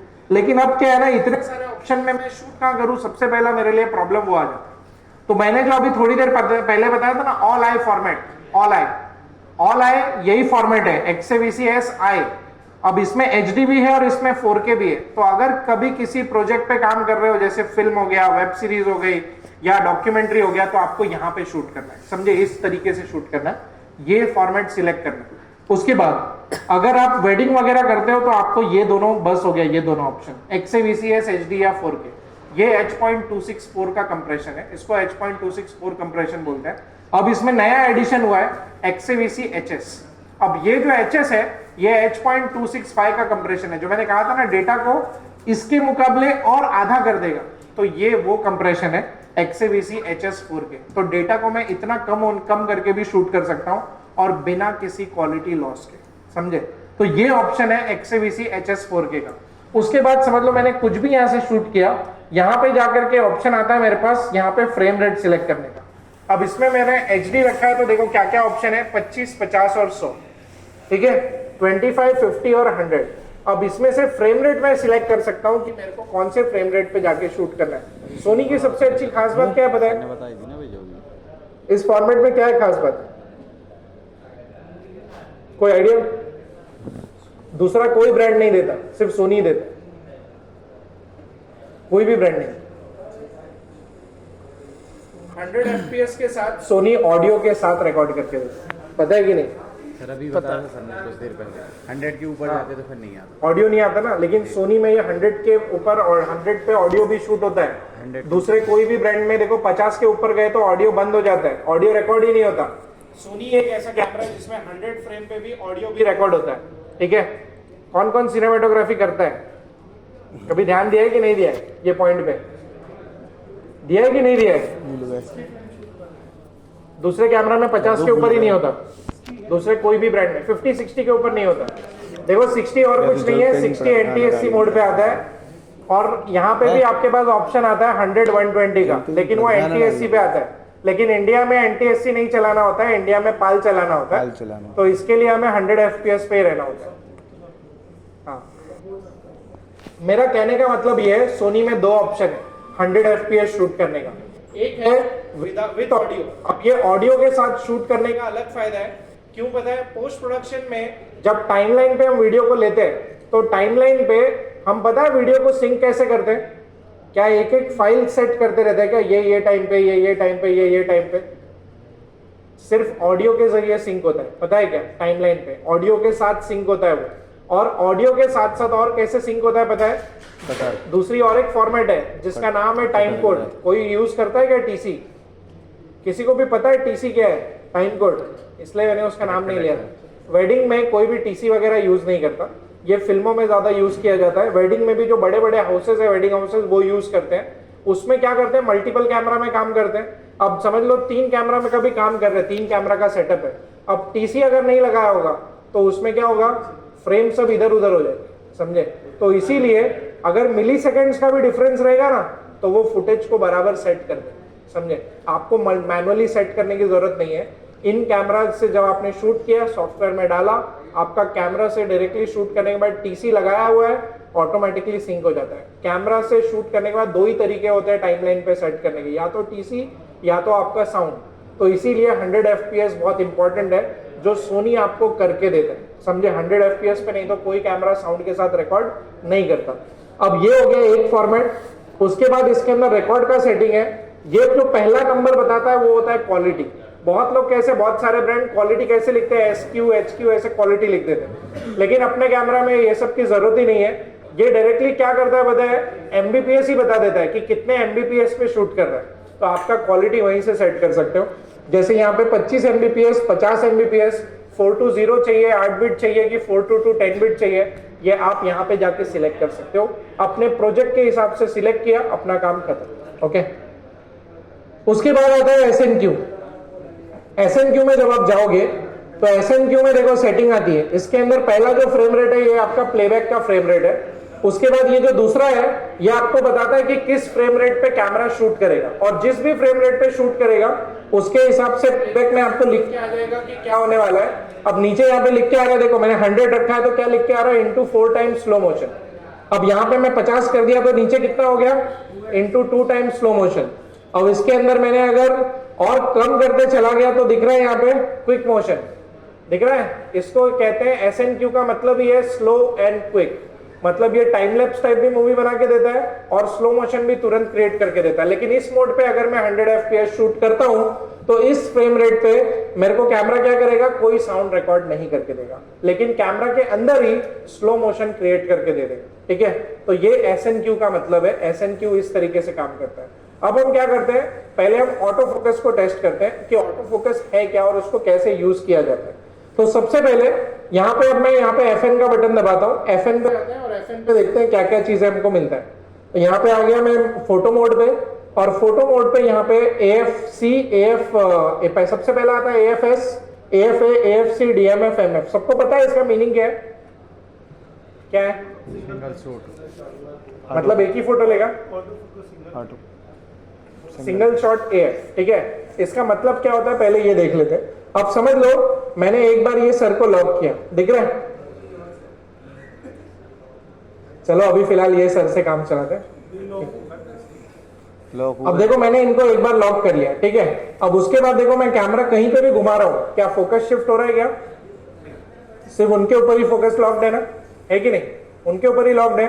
तो ये AFS क्या करता है? एक बार आपने जिसको भी लॉक किया वो उतने डिस्टेंस को लॉक कर लेता है, जिस डिस्टेंस पे वो सब्जेक्ट खड़ा है उतने डिस्टेंस लॉक।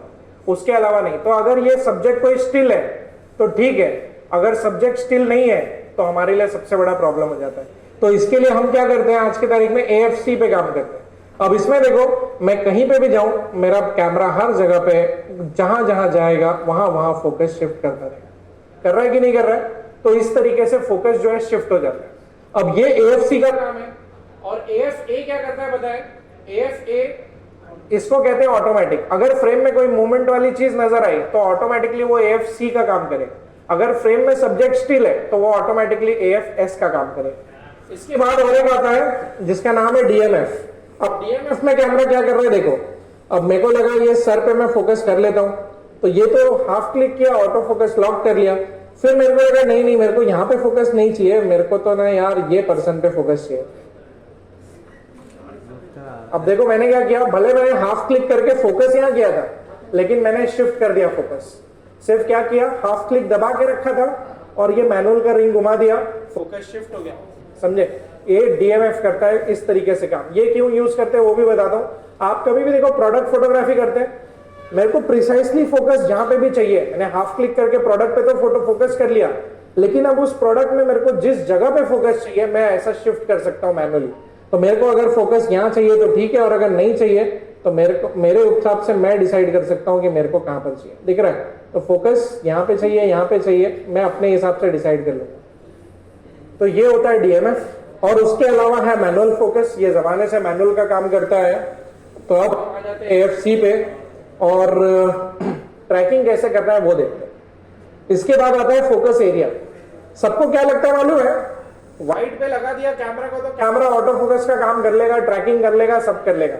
लेकिन ये ऐसा काम नहीं होता। ये ट्रैकिंग ऐसे इस तरीके से नहीं होता, ट्रैकिंग को ऐसे नहीं यूज करना। ये देखो क्या हो गया, ट्रैकिंग है। अब यहां पे देखो ट्रैकिंग में करना क्या है आपको, ट्रैकिंग में आपको कुछ नहीं करना है। यहां पे मैंने क्या किया, हाफ क्लिक भी अगर मैंने कर दिया, ये देखो, तो ये एक बार तो ट्रैक करेगा, लेकिन जैसे ही वो फ्रेम से हटेंगे तो फोकस क्या हो जाएगा, शिफ्ट हो जाएगा। दिख रहा है? फोकस शिफ्ट हो गया कि नहीं हो गया? अपने को फोकस शिफ्ट नहीं चाहिए, अपने को वही पर्सन को ट्रैक करना है। तो उसके लिए अलग अलग एरिया दिया हुआ है, वो एरिया सिलेक्शन पहले समझते क्या होता है। वाइड का मतलब क्या होता है पता है? वाइड का मतलब होता है कि फोकस जो है हर एक पर्सन पे जो है ना उसी तरीके से बना हुआ रहेगा। मैं कहीं पे भी चले जाऊं फ्रेम में, आप देखो जैसे इनके ऊपर मैंने एक बार फोकस लॉक कर दिया, उसके बाद देखो मैं कहीं पे भी जाऊं फोकस उनके ऊपर लॉक्ड है। क्यों पता है? क्योंकि ये ना हर एक फोकस पॉइंट एक्टिवेटेड है। फोकस के जितने भी पॉइंट है वो सारे के सारे एक्टिवेटेड है। मैं जहां पे भी जा रहा हूं फोकस उनके ऊपर बना हूं। अब उसके बाद आता है जोन। जोन में क्या होता है, ये स्क्वायर दिख रहा है, खाली उतना ही फोकस पॉइंट एक्टिव है। तो देखो जब तक वो फ्रेम में है तब तक फोकस में है, जैसे ही फ्रेम उस फ्रेम से बाहर गया तो फोकस शिफ्ट हो गया। दिख रहा है? तो ये उतना ही फोकस पॉइंट को एक्टिव रखता है जितना अपने को चाहिए। अब समझ लो मेरे को कंपोजिशन यहां करना है तो उतने ही फोकस पॉइंट एक्टिव है, कंपोजिशन यहां करना है तो सिर्फ उतने ही फोकस पॉइंट एक्टिव रहेंगे, बाकी के फोकस पॉइंट एक्टिव नहीं रहेंगे। ठीक है? उसके बाद आता है आपका सेंटर। तो सेंटर तो जमाने से जो सब्जेक्ट सेंटर में आएगा वो बंदा हमेशा मेरे को फोकस में नजर आता रहेगा। समझे? तो जो सेंटर में रहेगा वो हमेशा फोकस में रहेगा। उसके बाद आता है आपका स्मॉल, ये स्पॉट। स्पॉट में आता है स्मॉल, मीडियम और लार्ज। तो ये स्पॉट भी उसी तरीके से, अब समझ लो ये फ्रेम है, लेकिन मेरे को फोकस यहां चाहिए तो मैंने यहां कर लिया। फिर मेरे को लगा कि नहीं मेरे को तो फोकस यहां चाहिए तो मैंने यहां कर लिया। फिर मेरे को लगा नहीं मेरे को फोकस यहां चाहिए तो यहां, और फिर मेरे को लगा नहीं फोकस मेरे को यहां चाहिए तो मैंने फोकस यहां कर लिया। फ्रेम वही, लेकिन फोकस में इस तरीके से शिफ्ट कर सकता हूं मेरे को जहां पे चाहिए। ओके, अब इसमें सब्जेक्ट के साइज के हिसाब से स्मॉल, मीडियम, लार्ज अलग अलग पॉइंट्स है।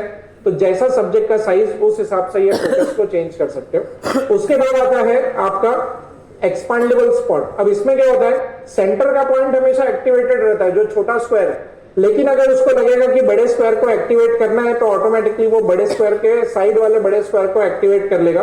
तो पहला प्रायोरिटी उसका स्क्वायर रहेगा, लेकिन सेकंड प्रायोरिटी जो रहेगी वो उसका वो छोटे छोटे जो स्क्वायर आ रहे हैं वो होते जाएंगे। समझे? तो इस तरीके से फोकस पॉइंट छोटा और बड़ा अपने आप को कर सकता है। ओके, इसलिए उसका नाम है एक्सपांडेबल स्पॉट। और लास्ट आता है आपका ट्रैकिंग। ट्रैकिंग अगर किसी को भी करना है तो इस मोड पे जाकर के ट्रैकिंग करना है। अब यहाँ पे देखो, यहाँ पे सारे चीज फिर से दिखाई दे रहे हैं, वाइड, जोन, यहाँ पे सेंटर, स्मॉल, मीडियम, लार्ज और यहाँ पे एक्सपांडेबल स्पॉट सब यहाँ पर अवेलेबल है। तो अभी फिलहाल कौन बनेगा अभी का सब्जेक्ट मॉडल आज के लिए, कौन बनेगा? हेलो का बटन दबा के रखना है, दोनों में से जो भी आप कंफर्टेबल अपलोड हो। करें। मैं अभी देखो बैक फोकस का बटन दबा के रखूंगा। एक बार अगर मैंने सर को लॉक कर लिया तो कैमरा देखो उनको लॉक करके रखेगा, दिख रहा है? लॉक कर लिया, ओके। अब आप चल के आते जाओ, ठीक है? देखो कैमरा को आईज दिखे तो आईज, फेस दिखे तो फेस, और अगर कुछ नहीं दिखे, अब कैमरा की तरफ मत देखना, बिना कैमरा को देखे चले जाओ, मतलब कैमरा को देखना ही नहीं है। फिर भी देखते हैं कैमरा उनको लॉक करके रखता है क्या, कनपट्टी पे कर रहा था तो ठीक है? कर रहा है कि नहीं कर रहा है? ठीक है, फोकस हुआ कि नहीं हुआ? फोकस हुआ तो फोकस को कुछ इस तरीके से हैंडल करना है फोटोग्राफी के लिए। वीडियो में हमें ये नहीं करना, वीडियो में सिर्फ टच करके छोड़ देना है। फोटो में कैसे, मैंने कहा बैक फोकस का बटन दबा के रखना है, लेकिन वीडियो में सिर्फ टच किया और छोड़ दिया। आप देखो मैं ना जानबूझ के डायरेक्ट 100 FPS शूट करता हूं, और अब आपको जितने पोज देने आप दे सकते हो, ठीक है? अपन शूट भी करेंगे। यस, मिल जाएगी। कार्ड नहीं है सर, खर्चा तो निकाल ही लेंगे सागर को। अपना जरा ISO चेंज कर देते क्योंकि कुछ ज्यादा ही हो गया। ओके, तो अब क्या करना है, अपने को शटर स्पीड भी थोड़ा चेंज करना है क्योंकि हम 100 FPS शूट कर रहे हैं, और थोड़ा सा ISO को एक्सपैंड कर लेते हैं। Okay, done. तो 1 2 3 स्टार्ट। थोड़ा एक्शन भी कर लो, कोई थोड़ा एक्शन अगर स्लैब न मार दे।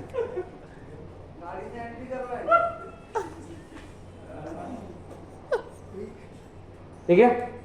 देखो 100 FPS जानबूझ के शूट किया है ताकि आपको रिजल्ट भी तुरंत दिखाई दे जाए। सागर की कटा मैंने टच करके सिर्फ छोड़ दिया था।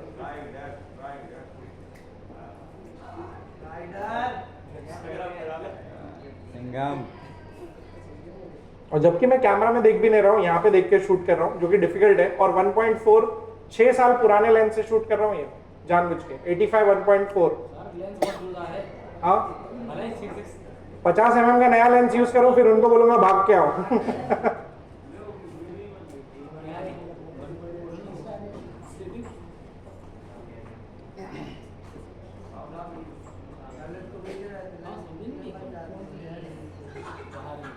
देखो जहां जहां से चल के जा रहे हैं उतने उतने लोग आपको फोकस में नजर आ रहे हैं।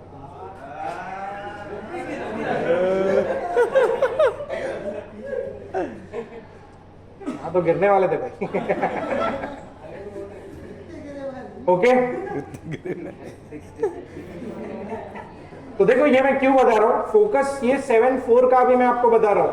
R5 चेक करेगा, R5 और अलग लेवल है, इसलिए क्योंकि ये जो फोकस सिस्टम है ना आज के तारीख में, जब मेरा 7.4 इतना दे सकता है तो R5 का और एक अलग ही लेवल है जो फोकस अचीव कर सकता है, और अल्फा 1 और भी अलग। तो ये छोटा सा चीज मैं आपको सिर्फ बता रहा हूँ कि कैमरा की कैपेबिलिटीज क्या है। कुछ और देखते हैं। 8 बेड पे जब 10 बेड की गाना खरीद लिया। कितने लोग ये जूम का फीचर यूज करते हैं? जूम का 1 2 लास्ट टाइम मैंने बताया था ये फीचर। ये फीचर देखो क्या करते हैं, इसमें क्या करना है ना, अपने को ऑप्टिकल जूम जो है ना वो खाली है ना बंद कर देना है। ऑप्टिकल जूम यहाँ पे कर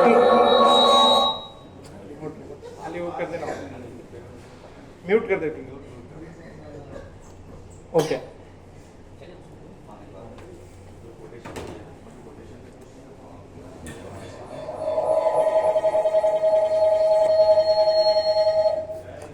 हॉरर मूवी स्टार्ट हो गई। अब यहाँ पे देखना, यहाँ पे सिर्फ कैमरा में क्या कर रहे हैं ना वो देखना। यहाँ पे क्लियर इमेज जूम ऑन किया हुआ है, और उसके बाद है ना यहाँ पे ये एक चीज ऑन मत करना जिसका नाम है डिजिटल जूम। डिजिटल जूम को कभी ऑन मत करना, क्योंकि डिजिटल जूम ऑन रहेगा तो उसमें क्या होगा पता है क्या, क्वालिटी का लॉस होगा। तो इसलिए सिर्फ क्लियर इमेज जूम तक रहना। अब यहाँ पे देखो मैंने क्या किया ना, शॉर्टकट पे कुछ सेटिंग चेंज करके रखा है, ऑपरेशन कस्टमाइज वीडियो के हिसाब से। तो देखो यहाँ पे मैंने APS-C फुल फ्रेम डाल रखा है, और इस बटन पे मैंने क्या डाल रखा है, जूम। दिख रहा है, ये बटन पे मैंने जूम सेट कर रखा है बस। अब उसके बाद अपने को क्या करना है, देखो यहाँ पे मैं वीडियो शूट करूंगा। अब 85 mm का लेंस यूज कर रहा हूँ, और 85 mm के लेंस में अब ये तो काफी दूर है कि नहीं। अब अपने को लग रहा है यार ये थोड़ा नजदीक आते तो ज्यादा बेटर रहता, लेकिन अपने को क्या है, अपने पास ऑप्शन नहीं, अपने पास ऑप्शन ही नहीं है कि उनको नजदीक लाए। अब समझ लो जाने का भी टाइम नहीं है ना, लेंस चेंज करने का ऑप्शन है, लेकिन शूट करना है। तो अब यहाँ पे मैंने क्या किया, सिर्फ मैंने यहाँ से क्रॉप मोड दबाया और देखो इतना नजदीक आ गया, दिख रहा है। अब यही चीज 1.5 का क्रॉप फैक्टर आ गया, वीडियो में आराम से 4K फुल HD जो करना है वो कर सकता हूँ। और इसी के साथ साथ कैमरा में अपने पास ऑप्शन है और एक कि मैं इनको क्लोज जब लाता हूं तो मैं और एक चीज कर सकता हूं, मैं जूम भी कर सकता हूं। अब देखो क्या कर रहा हूं, मैं रिकॉर्डिंग जानबूझ के ऑन कर रहा हूं और रिकॉर्डिंग ऑन करते करते मैं साथ में जूम भी करूंगा।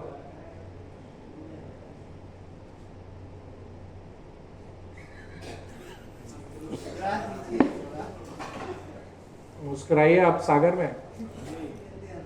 वो तो सर परमानेंट है। रहेंगे बस। ठीक है, अब मैंने रिकॉर्डिंग जानबूझ के करी ताकि आपको क्वालिटी नजर आ जाए और इसीलिए मैं प्लेबैक करके दिखा रहा हूं यहाँ पे, और ये आपका क्वालिटी है। ठीक है, तो आप खुद देख सकते हो कि पहले मैंने क्रॉप करके उतना नजदीक गया, 85 बन गया 127.5, और बाद में मैंने 2 टाइम्स जूम किया है, मतलब आपका यही सेम 85 mm 255 mm तक का काम करता है। और 255 mm तक भी क्वालिटी में कोई लॉस है क्या? तो 24, 70, 105 पे काम करता है। तो 105 आपका 2 टाइम्स, और क्रॉप फैक्टर में और ज्यादा 300 mm के आप आसपास पहुंच जाओगे आप। ठीक है, नहीं मैंने इसलिए आपको स्टार्ट में एक चीज बताया था, ये देखो यहाँ पे अगर याद हो तो मैंने क्या कहा था, क्लियर इमेज जूम तक ही रहना है। इसके अंदर देखो मैंने कहा था ये जूम में जब जाएंगे तो ये डिजिटल ऑन नहीं करना, डिजिटल में क्वालिटी लॉस होगा, क्लियर इमेज जूम तक कोई क्वालिटी लॉस नहीं होगा, इसलिए डिजिटल में नहीं जाना। ओके, डिजिटल में जाओगे तो जूम और मिलेगा और दोगुना मिलेगा, लेकिन उसमें क्वालिटी का लॉस होगा, इसके लिए वो यूज नहीं करना है। क्योंकि हम प्रॉपर वीडियो शूट करना है तो समझ लो यही फ्रेम सेट करना है, तो मैंने 150 फ्रेम्स पे रखा है तो 1/100 रख दिया, 1/4 कर दिया अब क्या लेंस के हिसाब से, और क्रॉप मोड नहीं चाहिए मेरे को, मैं बिना क्रॉप के आ गया, और ये मेरी सेटिंग है। ठीक है, अब यहाँ पे मेरे को लॉक भी ऑन चाहिए। ठीक है, तो मैं क्या करूंगा, लॉक ऑन करूंगा, यहाँ पे गया और यहाँ पे मैंने जाकर के लॉग ऑन कर दिया, पिक्चर प्रोफाइल और PP8 यूज कर रहा हूं। ये मेरा लॉग प्रोफाइल है S-Log3, जो कि सबसे बेस्ट कलर यूज करता है S-Gamut3.Cine। ओके, और S-Gamut3.Cine सबसे हाईएस्ट कलर्स देने की कैपेबिलिटी रखता है। तो यहाँ पे PP8 सिलेक्ट कर लिया, अब ये हो गया मेरा लॉग ऑन। ठीक है, लॉग ऑन हो गया। अब इसके बाद क्या करना है वो देखो, लॉग ऑन करने के बाद जब मैं लॉग ऑन करूंगा तो मेरे को मेरा एक्सपोजर भी मेंटेन करना है। जैसे कुछ लोग अभी मेरे को थोड़े जन ब्रेक में क्या बोल रहे थे कि मेरा ना फुटेज में नॉइज आ गया। ठीक है, नॉइज कैसे नहीं आएगा, उसका सबसे बड़ा रीजन है कि हमारा एक्सपोजर क्या रखते हैं, वो सबसे इंपॉर्टेंट होता है। बहुत लोग 0 एक्सपोजर पे शूट करते हैं, बहुत लोग क्या करते हैं नॉर्मल एक्सपोजर रख देंगे, जैसा दिख रहा है उसके हिसाब से सेट करते हैं। ऐसा नहीं है, एक्सपोजर हमें मेंटेन करना है। अब वेडिंग में क्या होता है, लाइट हर जगह अनइवन है, सेम तो है नहीं, तो मेंटेन कैसे होगा। अब जैसे देखो यहाँ पे लाइट अलग है तो एक्सपोजर मेरा कैमरा अलग दिखाएगा, यहाँ अलग है, यहाँ अलग है, दिख रहा है एक्सपोजर हर जगह अलग हो रहा है कि नहीं, हर जगह एक्सपोजर चेंज हो रहा है ना।